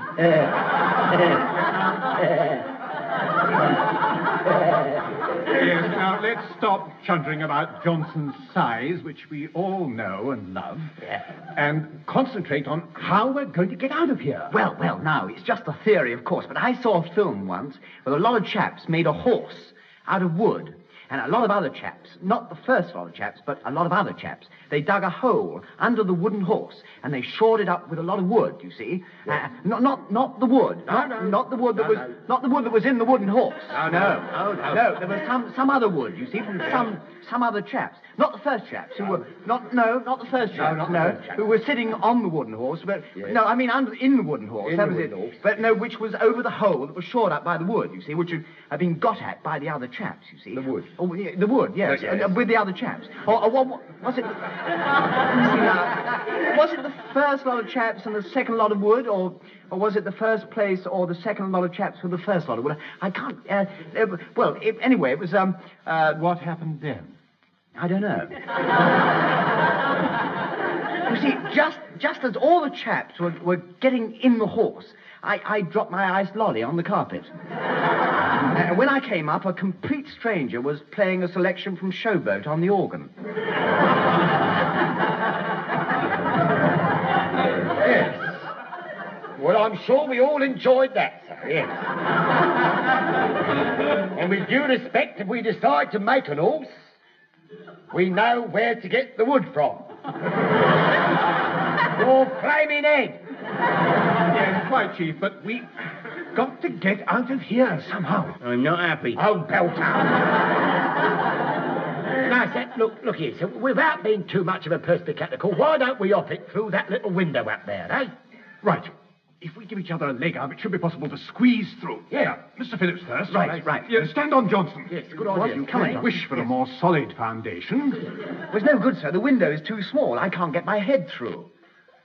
Mr. Phillips, sir, why not try taking your flat hat off first, sir? With that bronzy peak you've got, it might make quite a difference. Lummy, you're right. There's bags of room now. Right. He's gone. You're next, Goldstein. Well, I don't mind going next, sir, but if you don't mind, I'm leading Seaman Goldstein. Don't argue and hurry up. Aye, sir. I told you. Oh, right. He's gone. After you, Chief. What I said. Are you ready to take the strain, Johnson? Of course I am. You've been using me as a doormat for years. All right, come on in. Hurry up. Stone me. Oh, it's like standing on a plastic blancmange. Hurry up. Morning. Oh. Right, Johnson. I'll go up first, and then I'll pull you through. Oh, is it? Right. My feet are through. Oh, give me your arm. Up you come. Johnson, you really must go on a diet. It's not me, sir. It's Robin Hood's little arrow laying a bit heavy. Come on. That's your head through. Right. Now your shoulders. Yeah. Now then. All set for the big obstacle. Hey? Easy now. Easy.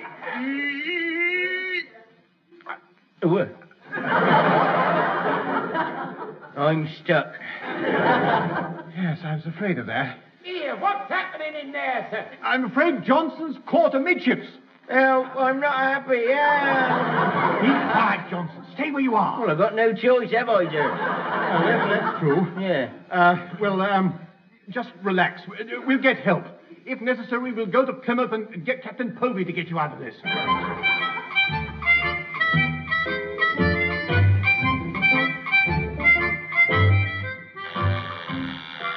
Captain Povey here. Oh, sorry to trouble you, sir, but the pride of the service and the Welsh terrorists are here to see you.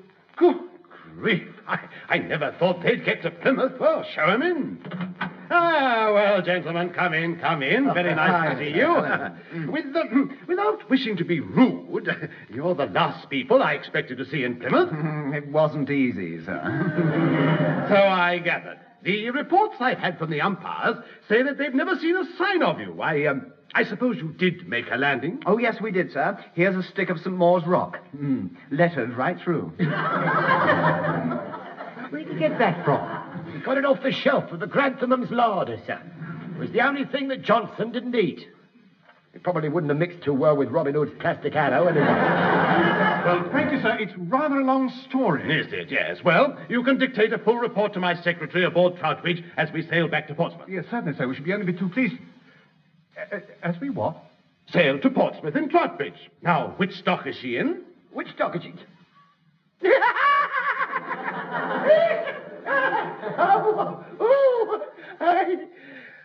I wish I was dead. Troutbridge. Mr. Phillips, which dock? Me?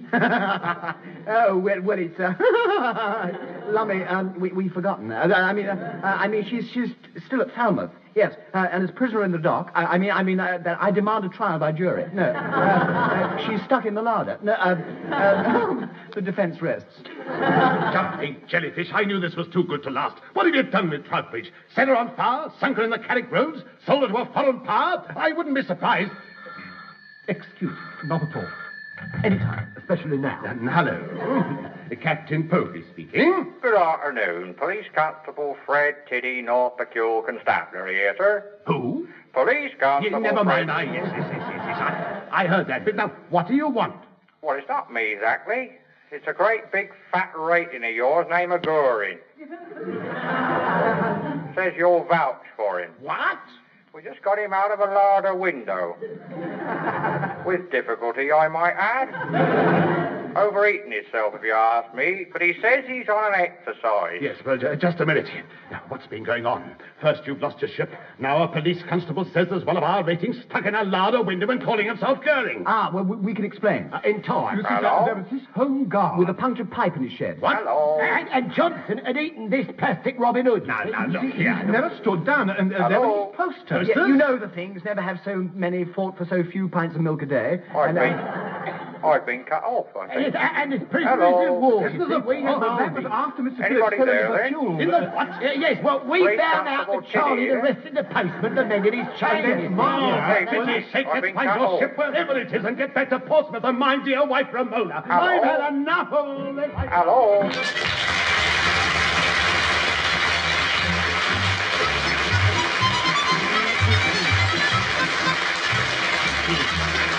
John Pertwee, Leslie Phillips and Stephen Murray have been tangling with the law in the Navy Lark written by Laurie Wyman. John Pertwee was the Chief Petty Officer, Leslie Phillips was the Sub-Lieutenant, Stephen Murray was the number 1. Captain Povey was played by Richard Caldicott, and Taffy Goldstein was played by Tenniel Evans. The show was produced by Alistair Scott Johnston.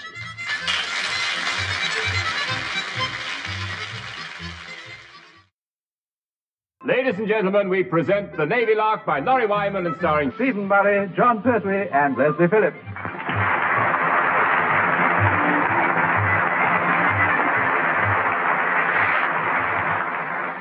They say that every man should have a hobby to help him relax. My wife's got me interested in a couple of unusual pastimes, prospecting for rare minerals and back garden tennis. Well, that means Robin spends his spare time getting the coal and bashing the dirt out of the carpets for her. So, but aboard HMS Troutbridge, it appears that Lieutenant Bates has got a strange hobby, too.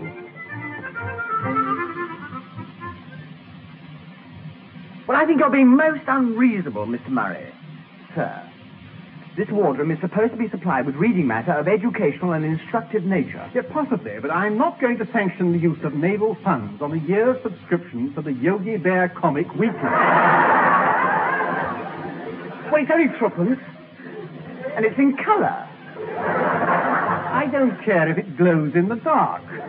We're not having it in this wardroom. Well, you sanctioned the weekly edition of Girls, Giggles and Garters. Naturally. Books don't come any more instructive than that. Come in. Oh, what is it, Chief? This week's edition of Girls, Giggles and Garters, sir. Not that we've opened it, but I can recommend page 19. Thank you, Chief. We had noticed it always seems to get here well thumbed. Is that all? No, sir. No, there is one other thing. Yeah, what's that? Well, it's nothing much, sir. It's just that Mr. Bates has gone stark raving bonkers. Oh, is that... What?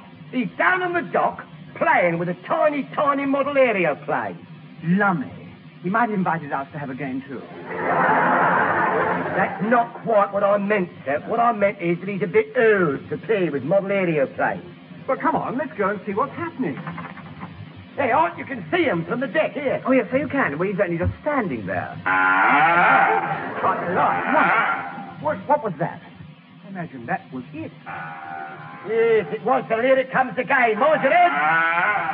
Mr. Bates! Hello, you chaps. Mr. Bates, what do you think you're doing? Stop it at once. I rather wish I could. Lummy, that was close. Yeah, I say it was closer. Its wheels, just 2 little tar marks on the top of your hat. Pity he didn't have his hat off. Oh, why, sir? Well, that would have made the plane a aircraft carrier. It bit me. Where, sir? You'd be surprised. There's you joyful. I say, sorry, pardon. Yes, so you should be. Swat that thing the next time it comes past, and then come and see me in the wardroom. If necessary, shoot it. This way, gentlemen, back to the wardroom.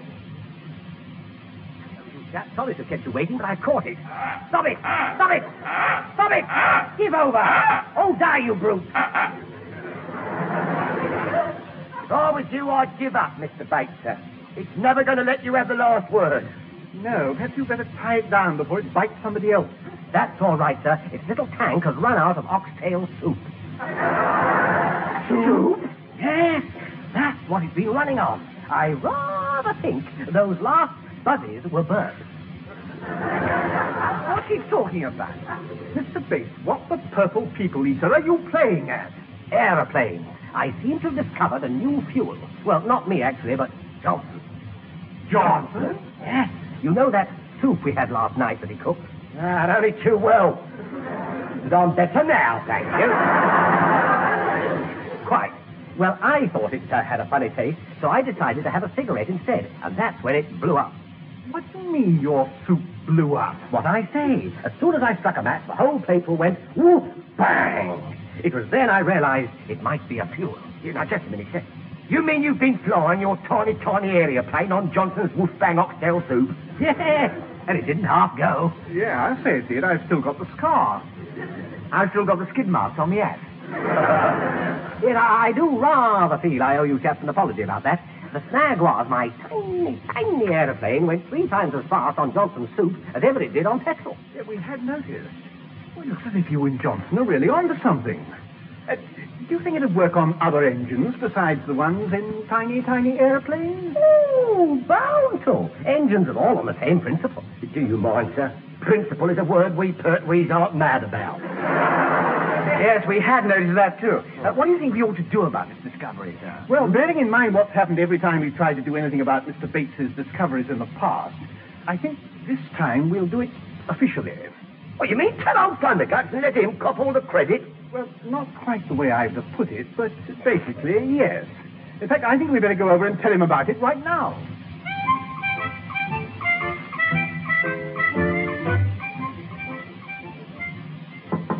Come in.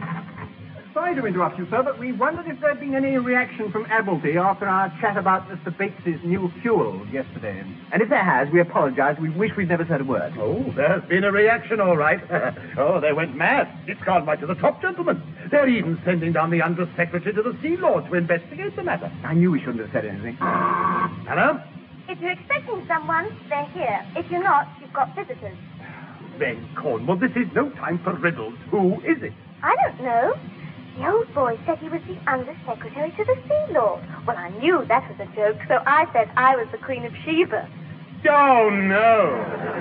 Oh, yes. It is Sir Willoughby Todhunter Brown, the Under-Secretary. I'm expecting him. Oh, well, there you are, then. That I am what?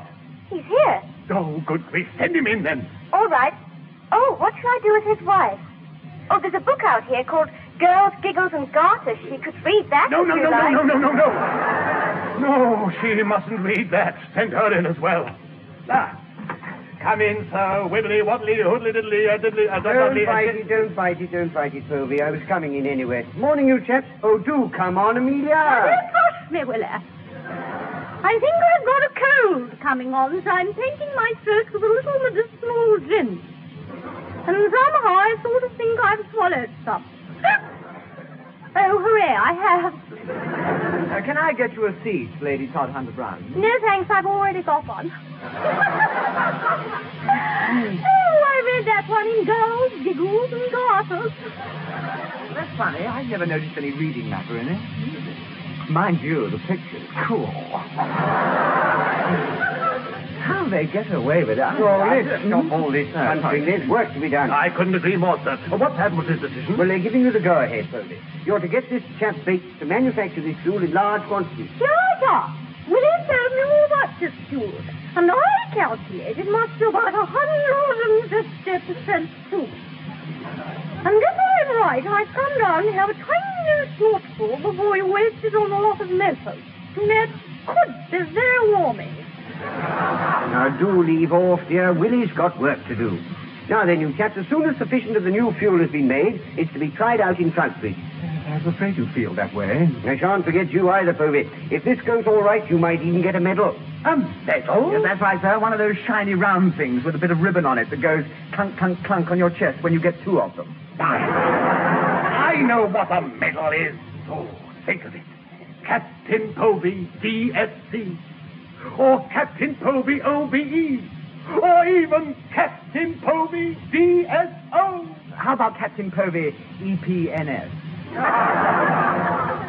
Yes, that would be... Oh, no, you idiot. Oh, for goodness sake, get back to the ship and tell Bates and that overfed rating Johnson to manufacture sufficient of the new fuel for a sea trial. Oh, very good, sir. And don't forget to tell him to set aside a nice little 5-gallon drum for me.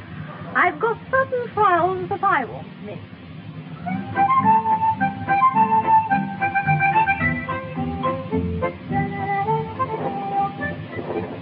Now, a little pinch of salt. Now a teaspoonful of mixed herbs. Ooh, I've lost the spoon now. Oh, well, that's all right. You'll pay for it. Go on, Fatso. Mr. Bates is waiting. Patience, Chief, patience. It's ready now. Right. Right, pull out the plate, fall for the explodability test. Right. Lovely, lovely. Right, then, here, here's a match. I'll just light it. Right, what a lovely glue, isn't it? Here you are, Johnson. Hold on to the match. Yeah. Shall I put it in the soup now? No, not yet. All right. I'll tell you when. Yeah. All right, not yet. Hold on to it. Not yet. Wait a minute. Not yet. Right, bang it in. But you won't see it from over there. If it's any good, I'll hear it. Bang the match in. Good. It's put it out. You mouldy, muttering mountain of messer-upper. That's the 14th saucepan of soup that hasn't gone off bang this morning. Just 14 dead matches and 14... Well, there's something missing. I'll say there is, it's your head. Well, I'm not putting that in. Well, you might as well. I'll tell you something, there's a fortune flying about here someplace. A fortune flying about. And you have to go and forget the recipe. Well, there's no sense in you leading off, you know. Inventing explodable soups takes time. Look how long it took Edison Bell to invent Marconi. And the Italians have been eating it ever since. And there's something else holding me up my nose. What's that? I'm not happy. Well, start laughing and we'll have another brew up. Now, it won't do any good. It's time I rested my inventory. Eh? Well, you can't invent when your inventory's tired, you know. Oh. You hang on here. Fatso's going to put his head down for a bit. Fatso isn't. Fatso's going to have a nice cup of his mum Min's black ground grummet coffee. And then Fatso, he's got to cook on. Well, I'll consider it, providing you make the coffee. Only, I suppose I might as well. Oh, Lord.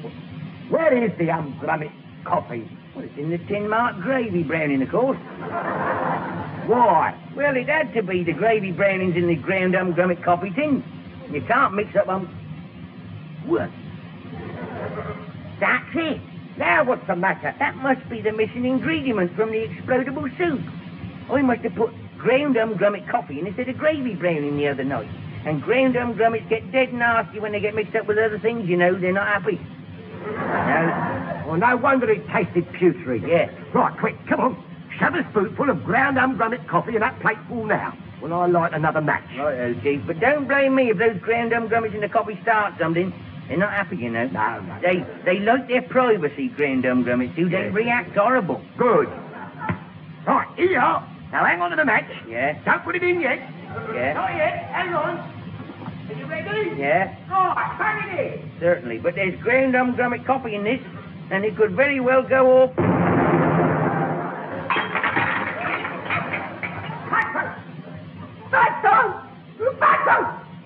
Fatso, speak to me!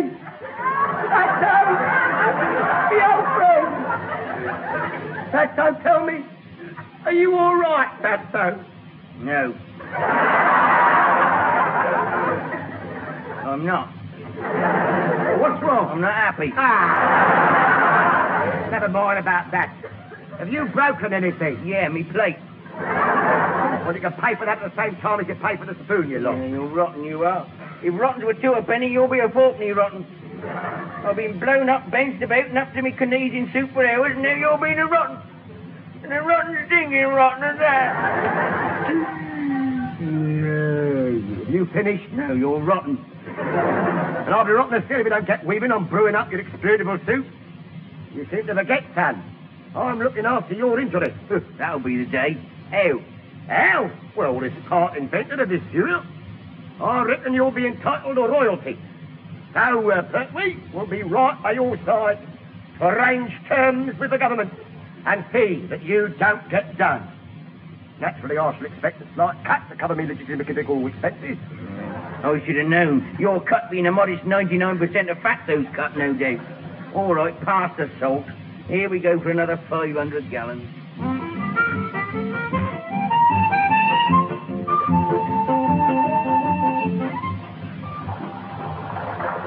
Well, gentlemen, this is the trials area. No sense in putting off the fateful moment any longer. We'd better switch over to Mr. Bates's explodable soup fuel right away. With due respect, sir, I wouldn't advise it. No nonsense, Chief. Where's your spirit of adventure? Running neck and neck with my spirit of cowardice. Well, stand by for a photo finish, because we're going to switch over. No, you can't do it, sir. I saw what it did to Johnson. Raised his eyebrows so high they vanished off the top of his bonnet. He's got a bald forehead now. With that figure and no eyebrows, he looks more like Humpty Dumpty than ever. What are you talking about? He had eyebrows on when I saw him this morning. They can't have grown overnight. No, they didn't. I got at him with my ballpoint pen. He's got eyebrows all right, but they happen to be royal blue. Oh, so that was it. When I saw the colour of them, I thought he must be feeling the cold.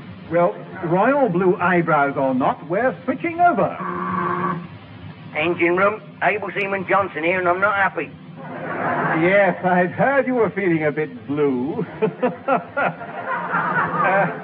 Now, Johnson. Hello.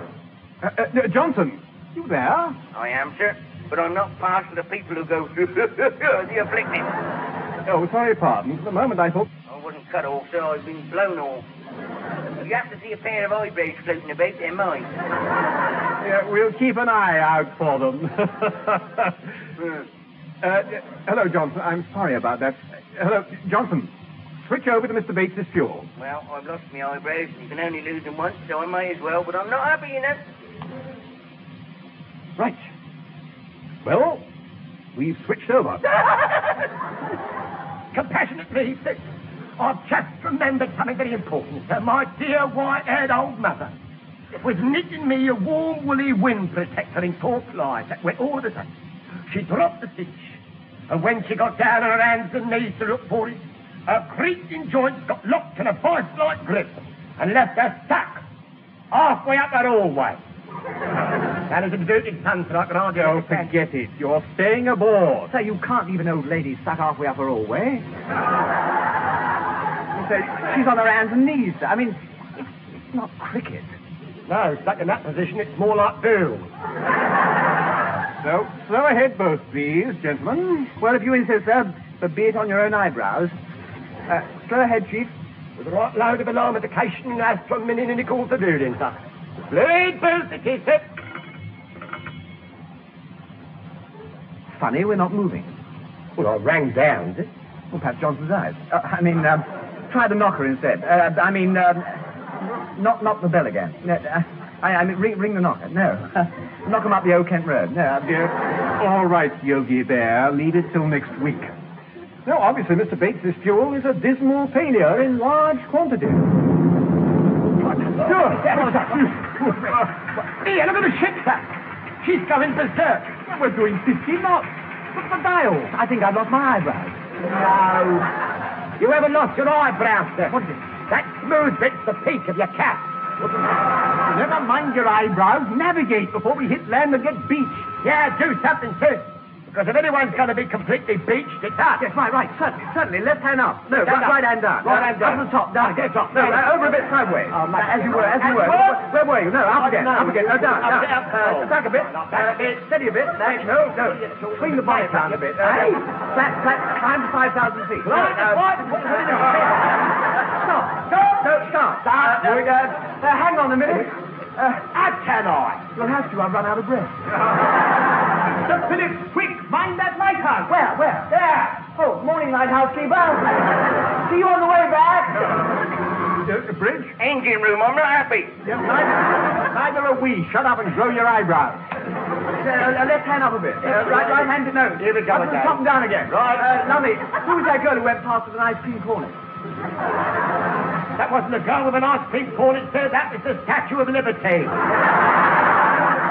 Take no notice, sir. Keep on navigating. Yes, rather. Stay at that. Climb 5,000 feet. Here we go. Run in reverse.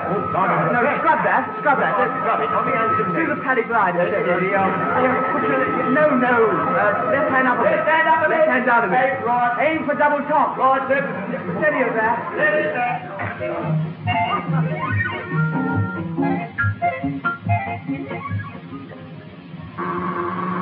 Hello? Excuse me, sir. It's a long-distance call, and you're not going to believe who it is or where it's from when I tell you. What? It's Lieutenant Murray, sir. He's reversing the charges from Sydney, Australia. Oh, well, put him on. He's what? Putting you through, sir. No, wait. Hello, Cobber. Hello, sir. Number one, what have you done this time? Well, sir, at one point when we had the wind behind us, 65 knots. So I gathered. There have been ludicrous reports coming in about your speeds from ships of every nation since you left. Well, I'm afraid that's true, sir. Mind you, the strain has slightly bent one or two of the ship's plates up forward. What do you mean? Well, put it this way, sir. Troutbridge is now 3 foot shorter and 4 foot wider than she was. Oh, good grief. When do you think you can get her back here? Because there's a top-level meeting at Admiralty this week on the success of the new fuel. Now then, how soon can you be back? Well, if we return anything like the way we went, about 4 o'clock tomorrow afternoon. It's incredible. It's a wonder she even touches the water. Well, for about 1,500 miles, I don't think she did. See you tomorrow afternoon, sir. Meet me outside the boardroom at Admiralty. And you better bring a sample of the fuel with you. Yeah, very good, sir. See you at Admiralty.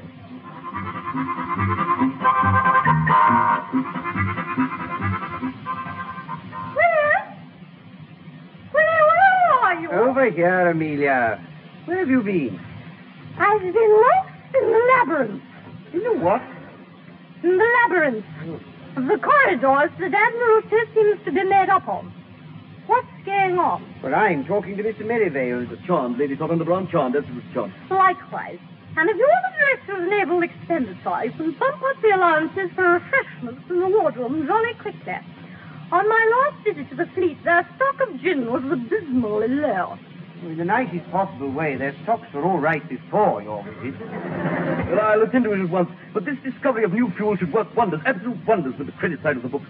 By George, with the money it saves us, our bank will have never had it so good. Coin of phrase has gone rather nasty. There you are, gentlemen. Sorry to have kept you waiting. Oh, that's all right, Povey. We know you got lost in the labyrinth. Now then, everything's up. Everything's under control. The crew of Troutbridge have arrived, and I've had a brainwave. By George, yes, a brainwave. A discovery like this should have a byproduct, you see. A byproduct? Yes, that's the word. I like a man who catches on quickly. So I've sent baits down there, you see. Sent baits down where? The underground labyrinth of Admiralty here, of course. At the end of one corridor is the boiler room. The oil heating of this place was put in by an idiot. It's all freezing. But a few drops of bait fuel in the tank should make a world of difference. By George, yes, a world of difference. But you can't put that stuff in the heating system. It hasn't been tested. Well, tested or not, it's working. You chaps mind if I take my jacket off? Not at all, not at all. This way, chaps, into the boardroom. We're keeping Rear Admiral Ironbridge and some of the men from Troutbridge waiting after you, madam. If you don't mind, I shall hold on to Willie's arm and we shall go in together. Glad you're here, gentlemen. Anybody mind if I open the window? It's getting a bit warm. Yes, byproducts, that's the answer. Byproducts. Very likely, sir, and byproducts to you and all. Whatever they are. Well, it's totally simple, Chief. You see, byproducts. Byproducts. It's a question of splitting up the word, you see. I see. You know, like, for instance, bicycle, you see. Now, that's, well, it's, a cycle you bought. Yes. No, it's, well, it's a cycle with 2 wheels, you see. 2 wheels, yes. Bi, meaning 2, you see. Oh, yes. So that gives you 2, you see. Now, products, byproducts. Pro, you see. Pro. Meaning, well, professional. Which leaves you with ducks, you see. Ducks? Yeah, ducks. Yeah, meaning, that's foreign, you see, foreign for ducks. Therefore, byproducts must mean 2 professional ducks with wheels on. Oh, thank you, sir. Very elucidating and cordial of you, I'm sure, sir. Only you still haven't explained why it's so flaming hot in here. I can't stand any more of this. 3 grown men talking utter gibberish. Ah, now that's another one. Now, Yes. jib, you see, jib. As in ship sail, you see. Now, jib, burr, as in, burr on the phone. Oh, Yeah. for heaven's sake, shut up. Here's Rear Admiral Ironbridge. Iron, as in any old. Bridges, as in... Chief, sir. Shut, as in up. Up, yes. Ah, good. Yes. Afternoon. Yes. Now, before we start, yes, we'll begin. Yes, start. My word, it's hot. Hot. Roaring. I've got a few words. Yes, words. Yes. They're the little chaps to say about this, Merivale here. I can't possibly be disturbed. I have nothing to say at this juncture. A press statement will be issued in due course. So it's you, Mabel. What? My word, that's a disaster. Are you sure? Did they... What about the engines? Still going? I'll inform the meeting at once. Povey, you're in the explodable soup. Steve, what have I done? What's happened? Is something wrong? Words. That's what's needed. Words. I'll say there's something wrong. Just heard from the duty officer on your ship that all your fuel tanks is dissolved. Your explodable soup was burned clean through the lot. There's also a report from the engine room that states they're not happy down there. No, they are not happy. I say open the window. Somebody must be 108 in the shade in here. Ah! Oh, what was that? Me. I just backed onto a radiator. Oh, compassionate leave, sir? No. No, you can't speak words. Yeah, no. Which reminds me of a story, yes. Sir, look at the wallpaper. It's all curling up at the edges. Oh, good. Perhaps we shall see page 2. What's happening? I'm not sure, Povey. I'm not sure, but it's your fault. It's the byproducts, you see. You made a mistake there. Mistake? I don't know anything about them. No, not a thing. So then, the Irishman said to the Englishman, yes, Jock, my boy. No, that can't be right. No. My word, it's warm. Yes, what? You should know something about it, Povey. You started it. I've got your memo recommending this fuel, and look what's happened. Troutbridge needs a refit, and we're all sitting here like Turkish bath attendants. It's nothing to do with me. I didn't put the new fuel in the radiators. I'm innocent.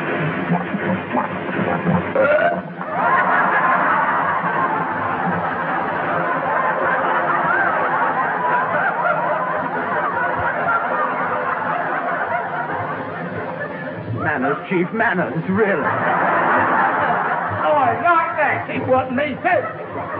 That wasn't me. That was the radiators. Yeah, they're the ones that have had Mr. Bates' fuel, and they're bursting immoderate. Gracious, yes, they're fitting their size. Listen.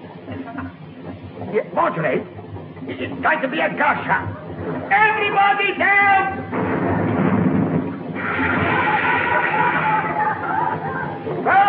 She blows! And the next one, please. I mean, who'd have thought Bates' fuel could do this? Stop it, you hear? Stop it! Oh, you heard it! Yes!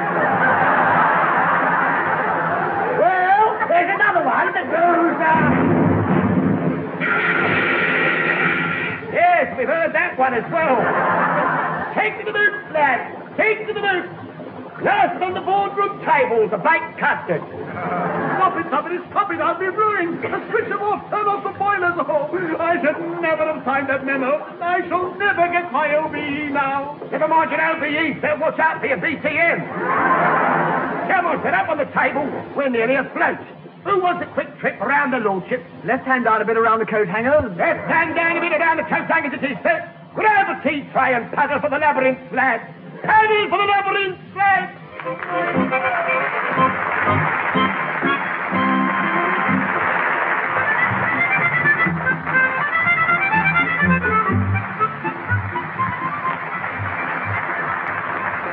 And that was Stephen Murray, John Pertwee, and Leslie Phillips working their passage in the Navy Lark, written by Laurie Wyman. Stephen Murray was the number 1, John Pertwee was the Chief Petty Officer, Leslie Phillips was the Sub-Lieutenant. Captain Povey, played by Richard Caldecott, Judy was Judy Cornwell, Lieutenant Bates was Michael Bates, Able Seaman Johnson was Ronnie Barker, Sir Willoughby Todhunter Brown was Tanya Levens, and Lady Todhunter Brown was played by Heather Chasen. The recorded production was by Alistair Scott Johnston.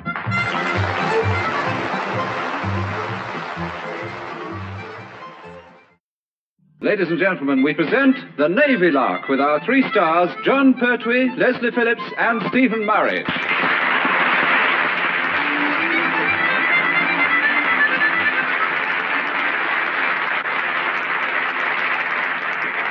Like most men, I've often wondered what girls talk about when they're together. As our Wrens, Judy and Heather, are alone in their office now, we might find out. Of course, I know what men talk about when they're on their own, but I'm not telling any of our lady listeners now. Not flaming likely. I mean, holding this job down is hard enough already without Robin sticking his little neck out.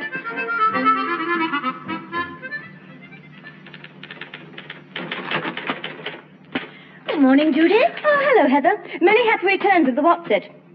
Oh, thank you. How did you know it was my birthday? I didn't. It was all those birthday cards. You've got an awful lot. You must be ever so old to get those... Well, don't stop now. Put both feet in. I think I already have. True. Now, pass them over and let the old lady of the Navy have a look at this year's collection. Oh, that's a nice one. A great big bunny disappearing down his own rabbit's hole. Steady.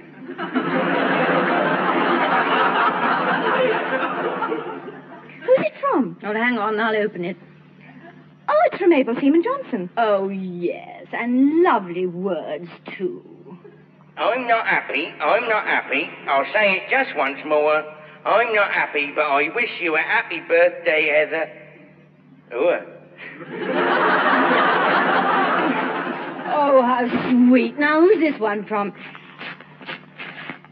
Oh, good gracious. Oh, I didn't know they sold cards with pictures like that on the front.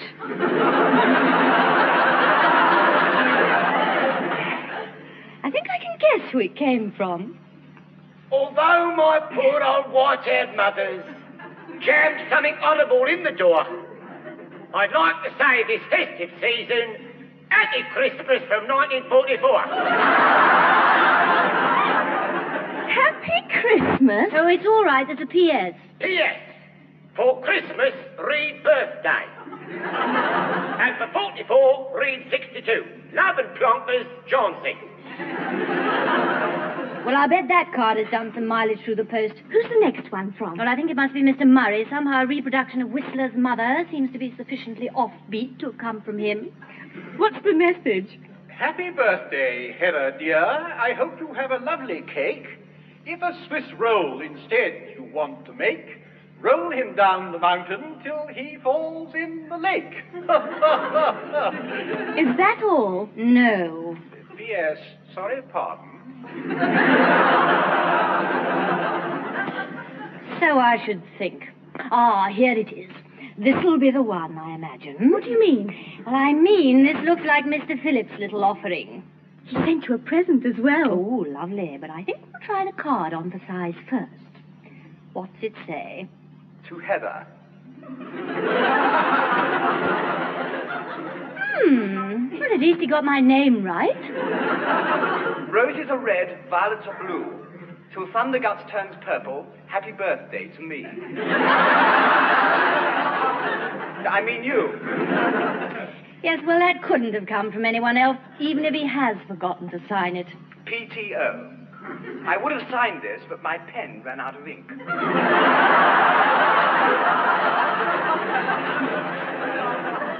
Oh, well, that explains why he did... Well, how did he write all that, then? I licked the nib and got a blue tongue. Yes, well, let's see what the present is, although I have a sneaking suspicion I know already. How can you? By the shape. If I'm right, it's what is known by all the Wrens within a radius of 5 miles as Old Faithful. Old Faithful? Yes, if you haven't been given it yet, you will be. Yes, here it is. I'd know this box anywhere. It looks like a ring box. It is, and the ring is Old Faithful. It's a dress ring of polished coal, set in melted down floggle-toggle metal, actually. Well, it looks jolly good. Well, let's say it's lasted well. Something must have gone wrong with Leslie's bookkeeping. This is the 4th time I've had it. I don't get it. How does he keep getting it back to give away again? Oh, that's simple. We all know it so well that whenever it turns up at a Christmas or on birthday, we all chuck it in our wastepaper baskets, and half an hour later, Leslie turns up, and when your back is turned, he fishes it out again. It sounds more like CPO Pertwee. Well, who do you think made the ring in the first place? However, I think that this time I shall put a stop to Old Faithful's travels. How? By wearing it. And wearing it on the 3rd finger of my left hand, there. What do you think of that? Congratulations. Thank you. Now, that doesn't frighten the life out of our Leslie. I don't know what will. Good morning, girls, and happy birthday, Heather. Thank you. And thank you for your card. That's all right. We made up the verses ourselves. Oh, I'd never have guessed. Well, Shall I tell Captain Povey you're here? No, not yet. I hadn't had time to get at your waste paper, black sheep. Have you any wool? Yes, sir, and you are a fool. And what was all that about? Well, that was just what you call habit, Heather. You see, we've got so used to making up little poems for your cards that Mr. Phillips can't stop, can he, sir? It's right, isn't it, sir? Sir, where's he gone? I'm under Heather's desk.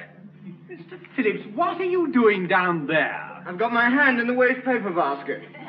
Heather's put her foot on it. What? Oh, I am sorry.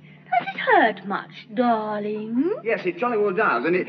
Who? Let me rub your poor, wounded little hand with mine. There. Is that better? Rather, I've said... Hey, Lummy, no, it isn't. No. What's old Faithful doing on that finger? I mean, who got you engaged to Leslie's polished curl, eh? No, I demand my money back. I mean, take it off. It should be in the waste paper basket. I can explain. You've got the wrong idea. Leslie's in the muck. Oh, isn't he sweet? It won't be a long engagement, of course. Oh, well, that seems to have cheered him up a bit anyway. Wren Chasen, have you seen... Oh, here you are. Well, why wasn't I told? Well, sir, we were rather too busy telling Sub-Lieutenant Phillips something else. He's engaged. What? Oh, don't be ridiculous. What woman in her right mind would consider a husband? Me. Look, sir. Here's the ring. Oh, good grief, Old Faithful. Yet congratulations. Thank you, sir. No, I'm too young, you know. Well, mentally, anyway. Agreed. Unfortunately, there won't be a chance for a celebration for a day or two, as Troutbridge is required to represent the Royal Navy at the Salute the Flag Bach Week in Swansea. Swansea? Stow me! I know one leading seaman who's going to be pleased. Goldstein will do his Welsh nuts. Yes, there's a sub-lieutenant who's looking a bit perkier now, too. Yes, rather. Duty first. It is far, far better. England expects. Yes. Leslie to do his Welsh nuts. No, never a Welsh bee. That is, can I have my saucepan back? The ring. Ring out those bells. I've dropped the clanger. Can I go home now, Auntie? I mean, sir. I'm sorry about that, sir. Obviously, this engagement has gone to his head. Very understandable. Being engaged must be a shock for him. He's been vacant for years.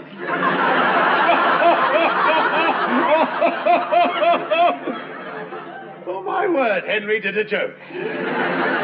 Henry flipping well didn't. What? I mean, really comical. Natural born comical, that's what you are, sir. You're a hairy hysterically You're a hairy hysterically mechanical Harry. You're an hairy You're very funny, sir. Well done. All right, the party's over. Now get aboard Troutbridge and set sail for Swansea at once. You won't forget to come back, will you, darling? I believe all that nonsense about suing for breach of promise is such a bore. Yes, I believe... Don't you worry. Do nothing with that page until you're told. That is, Leslie will be back. Back. Well, he better be.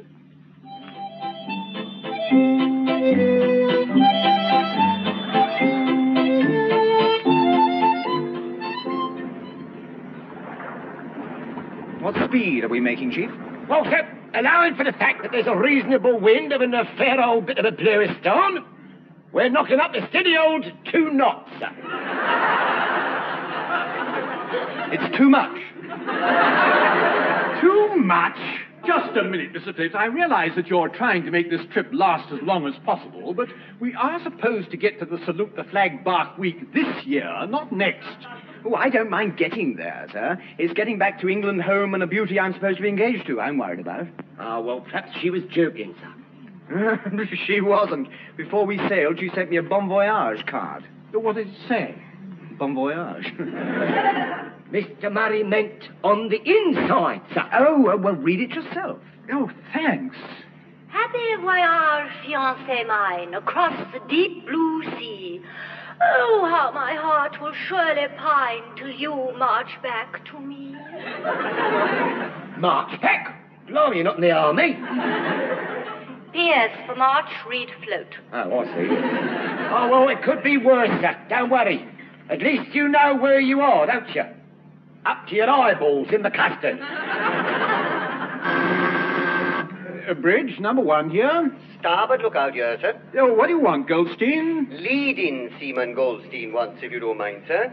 I only zizzed at you to let you know that I realise that our pottering about like this on the high seas is all part of a British plot designed by the anti-Welsh imperialists. Goldstein, what on earth? Treason, that's what it is. All because we're going to Wales. Goldstein, will you... Not that I'm complaining, mind. I just wanted you to know that I know what's going on. And it's all going down in my little black book in indelible pencil. Do you know something, Sid? Once we get to Wales, we'll never hold him down, sir. He'll be flying higher than a hay Stedford. Yeah, possibly, but pardon Leslie if he doesn't panic. I've got enough troubles already. Yes, I suppose you have, really. Of course, I don't suppose Heather would really sue you for breach of promise. Maybe not, but that happens to be a risk I prefer not to take. Yeah, no, I don't blame you, sir. I mean, even if she doesn't whack her writ in, an old man might have a bit of a go for alienating his daughter's afflictions. What you really need is a good lawyer. I remember a brother of mine was once sued for breach of promise, nearly wrecked his career. He's the one who was the Member of Parliament, isn't he? Gervais Cranston Bellingham Murray MP. Stone me. Your mater and Peter didn't half name him, didn't they, sir? Yes, a little lot like that. I suppose he had to be an MP. I mean, honestly, Gervais, Cranston, Bellingham, Murray. When a chap cops a handle like that, he simply can't stand behind a barrow shouting, "Lovely ripe tomatoes," can he? If you're quite done with laughing immoderate, Mr. Phillips. Yes, I think I am. Splendid, because I was about to tell you about his little trouble with the ladies. Well, to be more precise, one lady, Agnes Spithead. Who? Agnes Spithead? From the Naval Review of the same name, I suppose. I wouldn't know about that, Chief, but she fired a legal broadside at Gervais, all right. You mean she actually sued your brother for broach of premises? I mean, poach of chemises? Yes, she did indeed. She had a very good case, too, until Harcourt Winthrop Septimus Small, QC, started his speech for the defense. Well, very nice. Gentlemen, he said, let us consider first of all the question of the engagement ring. Much has been made of this token of undying affection, which Miss Spithead claims my client presented to her in a moment of hot passion.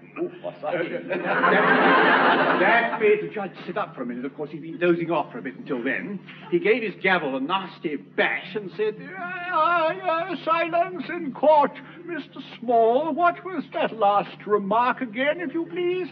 There was an omnibus passing the window at the time you spoke, and I have a feeling I may have missed the spicy bit. Well, something to that effect. Well, old Septimus Small knew he'd got the judge's attention by now, of course, and pressed home his point. I was referring to this mysterious ring, my lord. But the prosecuting counsel popped up on his feet straight away. Objection, my lord. With due respect to my learned colleague, there is nothing mysterious about the ring.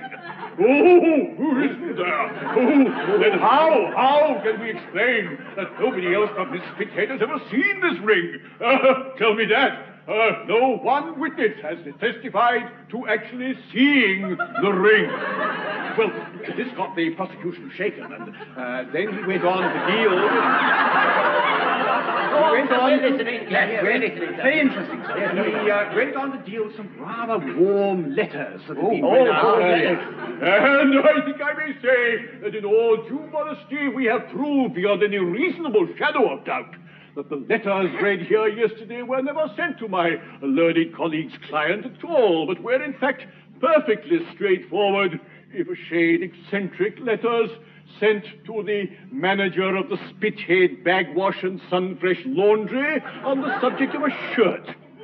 For example, the phrase, "If it doesn't fit, darling, we can always have it altered," could not by any stretch of imagination have applied to this fictitious ring, but refers, of course, to the shirt which the Spithead bagwash and Sunfresh laundry had shrunk beyond recognition.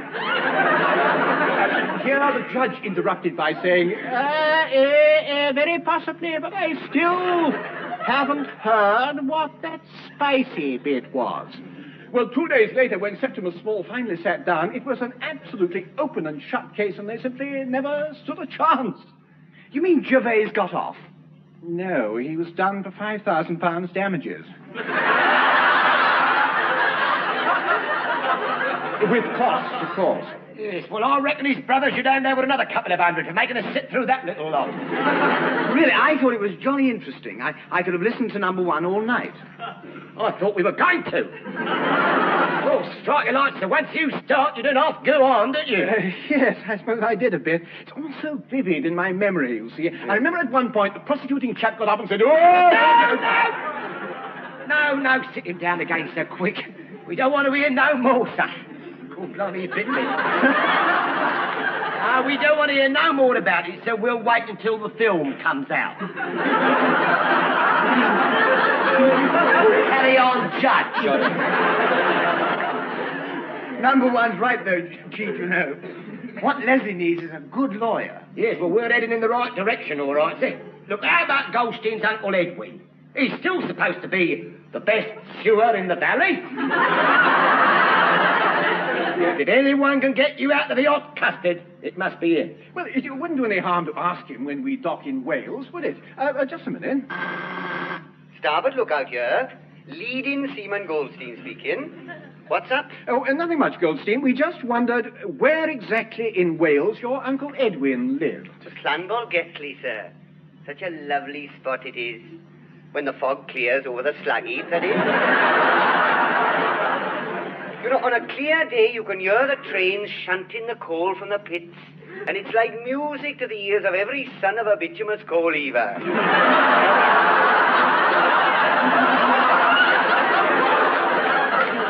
Yes, all right. All I wanted to know was where. I didn't ask for the conducted tour. You should have done, sir. You'll never find Llanbolgetli without a guide. Tell him he's hired, sir. I've got to get some advice somehow. When we get to Swansea, do you think you would take Mr. Phillips, CPO Pertwee, and myself to thingamy? Llanbolgetli, sir. Oh, yes, I think that could be arranged, sir. In fact, I was hoping I might be able to drop in on Uncle and Aunt Morpeth, like. Mind, it's a busy time of the year for them, really. The solicitor inside's quiet enough, but being an ironmonger as well, he always holds his annual sale just now. Kettles, you know, kettles marked down from 4 and 6 to 5 bob. Sink tidy, sir, sink tidy slashed from 2 shillings to half a crown. Yes, well, thanks for the warning. However, we still want to get to and Uncle Edwin, if possible. Can you help us? You leave it to me, sir. It's only 10 miles from Swansea.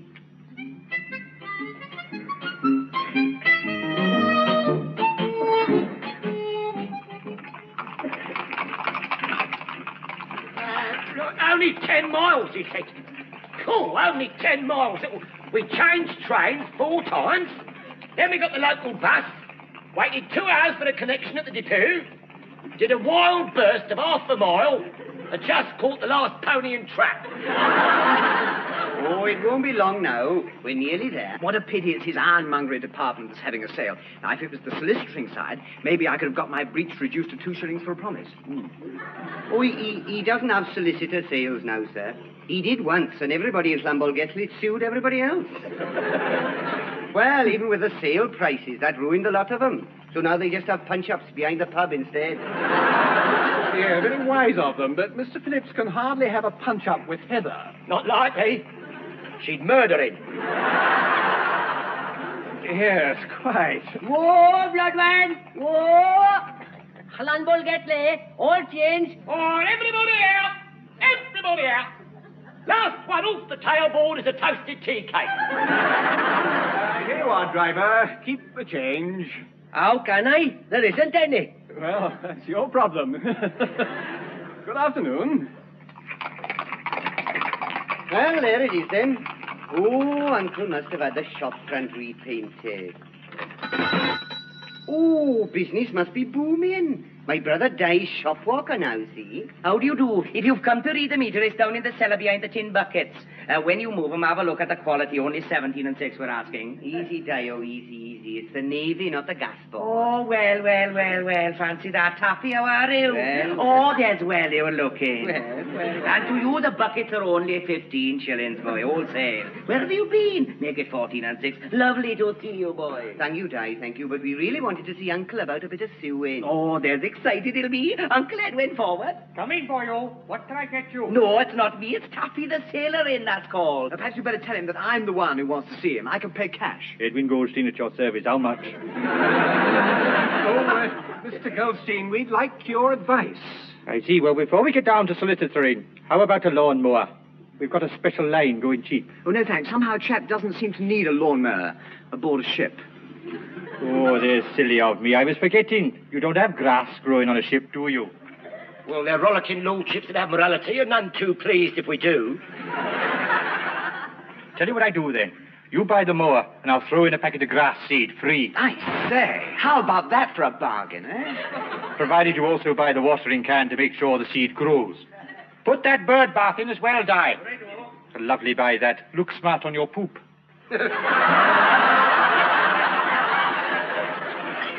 Now, what's the solicitoring problem? It's Mr. Phillips, Uncle. Then sue him. Now, you don't understand. I'm engaged to a girl who's going to sue me for breach of promise. I suppose there were a lot of letters. Well, 1 or 2 dozen. Well, that's all right, then. Now, would you mind giving me her name and address? Certainly.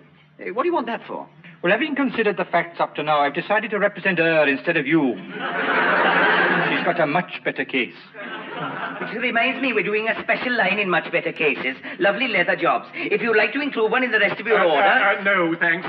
Out, gentlemen, out. I told you should have had Harcourt Septimus Small, Mr. Phillips. I agree, sir. Either that or stay bespoke, sir. Well, now, it's funny you should say that, Chief. I've been thinking about that, and why don't I? Why don't you what? Well, I don't know why don't I? Don't I? No, I don't do I? No. I mean, why don't I know what I don't want? I mean, I don't know what I know, do I? I don't know what you're talking about. Come again. I'd rather not, actually. I was only saying that I'd rather like the idea of getting engaged to Heather. There comes a time in a chap's life when he wants to settle down and watch his slippers cooking in the fire. And find an armchair waiting for him to smoke it. Yeah, we get the idea. The engagement's on there. Rather, and so is an engagement party when we get back to Pompey. Well, congratulations, Mr. Phillips. Here, and that'll be 3 guineas for professional advice. Oh, pay him, Mr. Phillips, sir. Pay him, or we'll never get back again. Oh, that reminds me. How do we get back again? Well, you will have to catch the 6:30 Pony and Trap from Jenkins the All Edge. You will have to hurry, though. Why, we've got a half an hour to wait. Oh, no, you haven't. He's having a sale as well. It's reduced to 6 o'clock, see?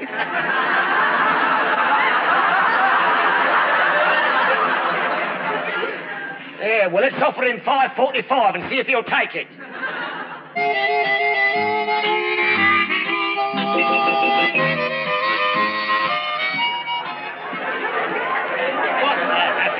This is Lieutenant Commander Staunton. To think that 2 of my children are about to be launched in the sea of matrimony. Well, I don't know about that, old Garters. But one poor fish has been caught, that's certain. That girl must have got a nifty set of tackle to have landed Mr. Phillips and popped him smartly in her jam jar, what? Hardly the way I'd have put it. No. No. Can't think where I put it. No. Put what, old brass hat? My speech. Yes. That's what's missing. Yes. Words. They're the chaps we need today. Words. Now, where are they? Where? No. Who? Yes. Who is he? Well, that's just what I was going to say. Povey, old socks, who is this idiot? Idiot? Yes. Staunton, this is Rear Admiral Ironbridge. Is it? Well, hard luck, Staunton, old rotgut. It was a good life while it lasted. I suppose I've had my pension now, too. Yes. Oh. Now, what's the old fool on about? His speech. Rear Admiral Ironbridge is here to announce the engagement of Heather to Sub-Lieutenant Phillips. Well, why? Don't they know? Someone should have told him by now, you know. No, I Get him, can't get him. stand any more of this. Excuse me, gentlemen. I must go and say a few words to the happy couple. Words! Yes, words. Can't beat him. No, when it comes to talking. Yes.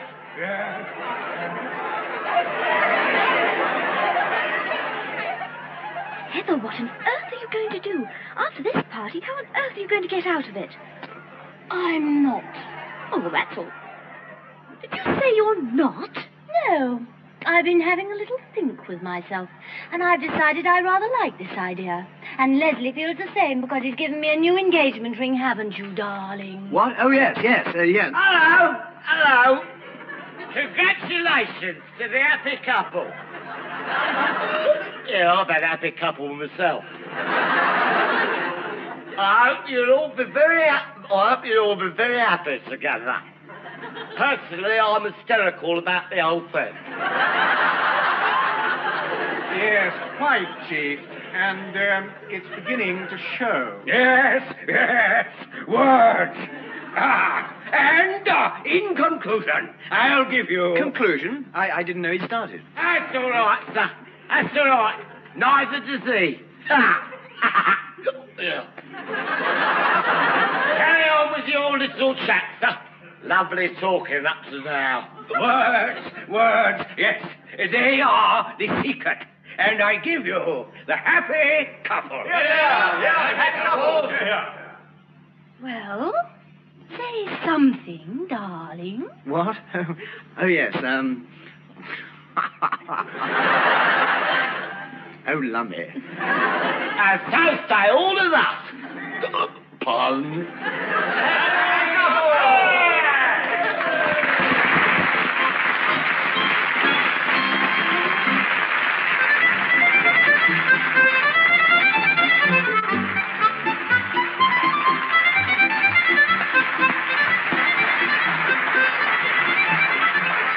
That was John Pertwee, Leslie Phillips, and Stephen Murray working their passage in The Navy Lark, written by Laurie Wyman.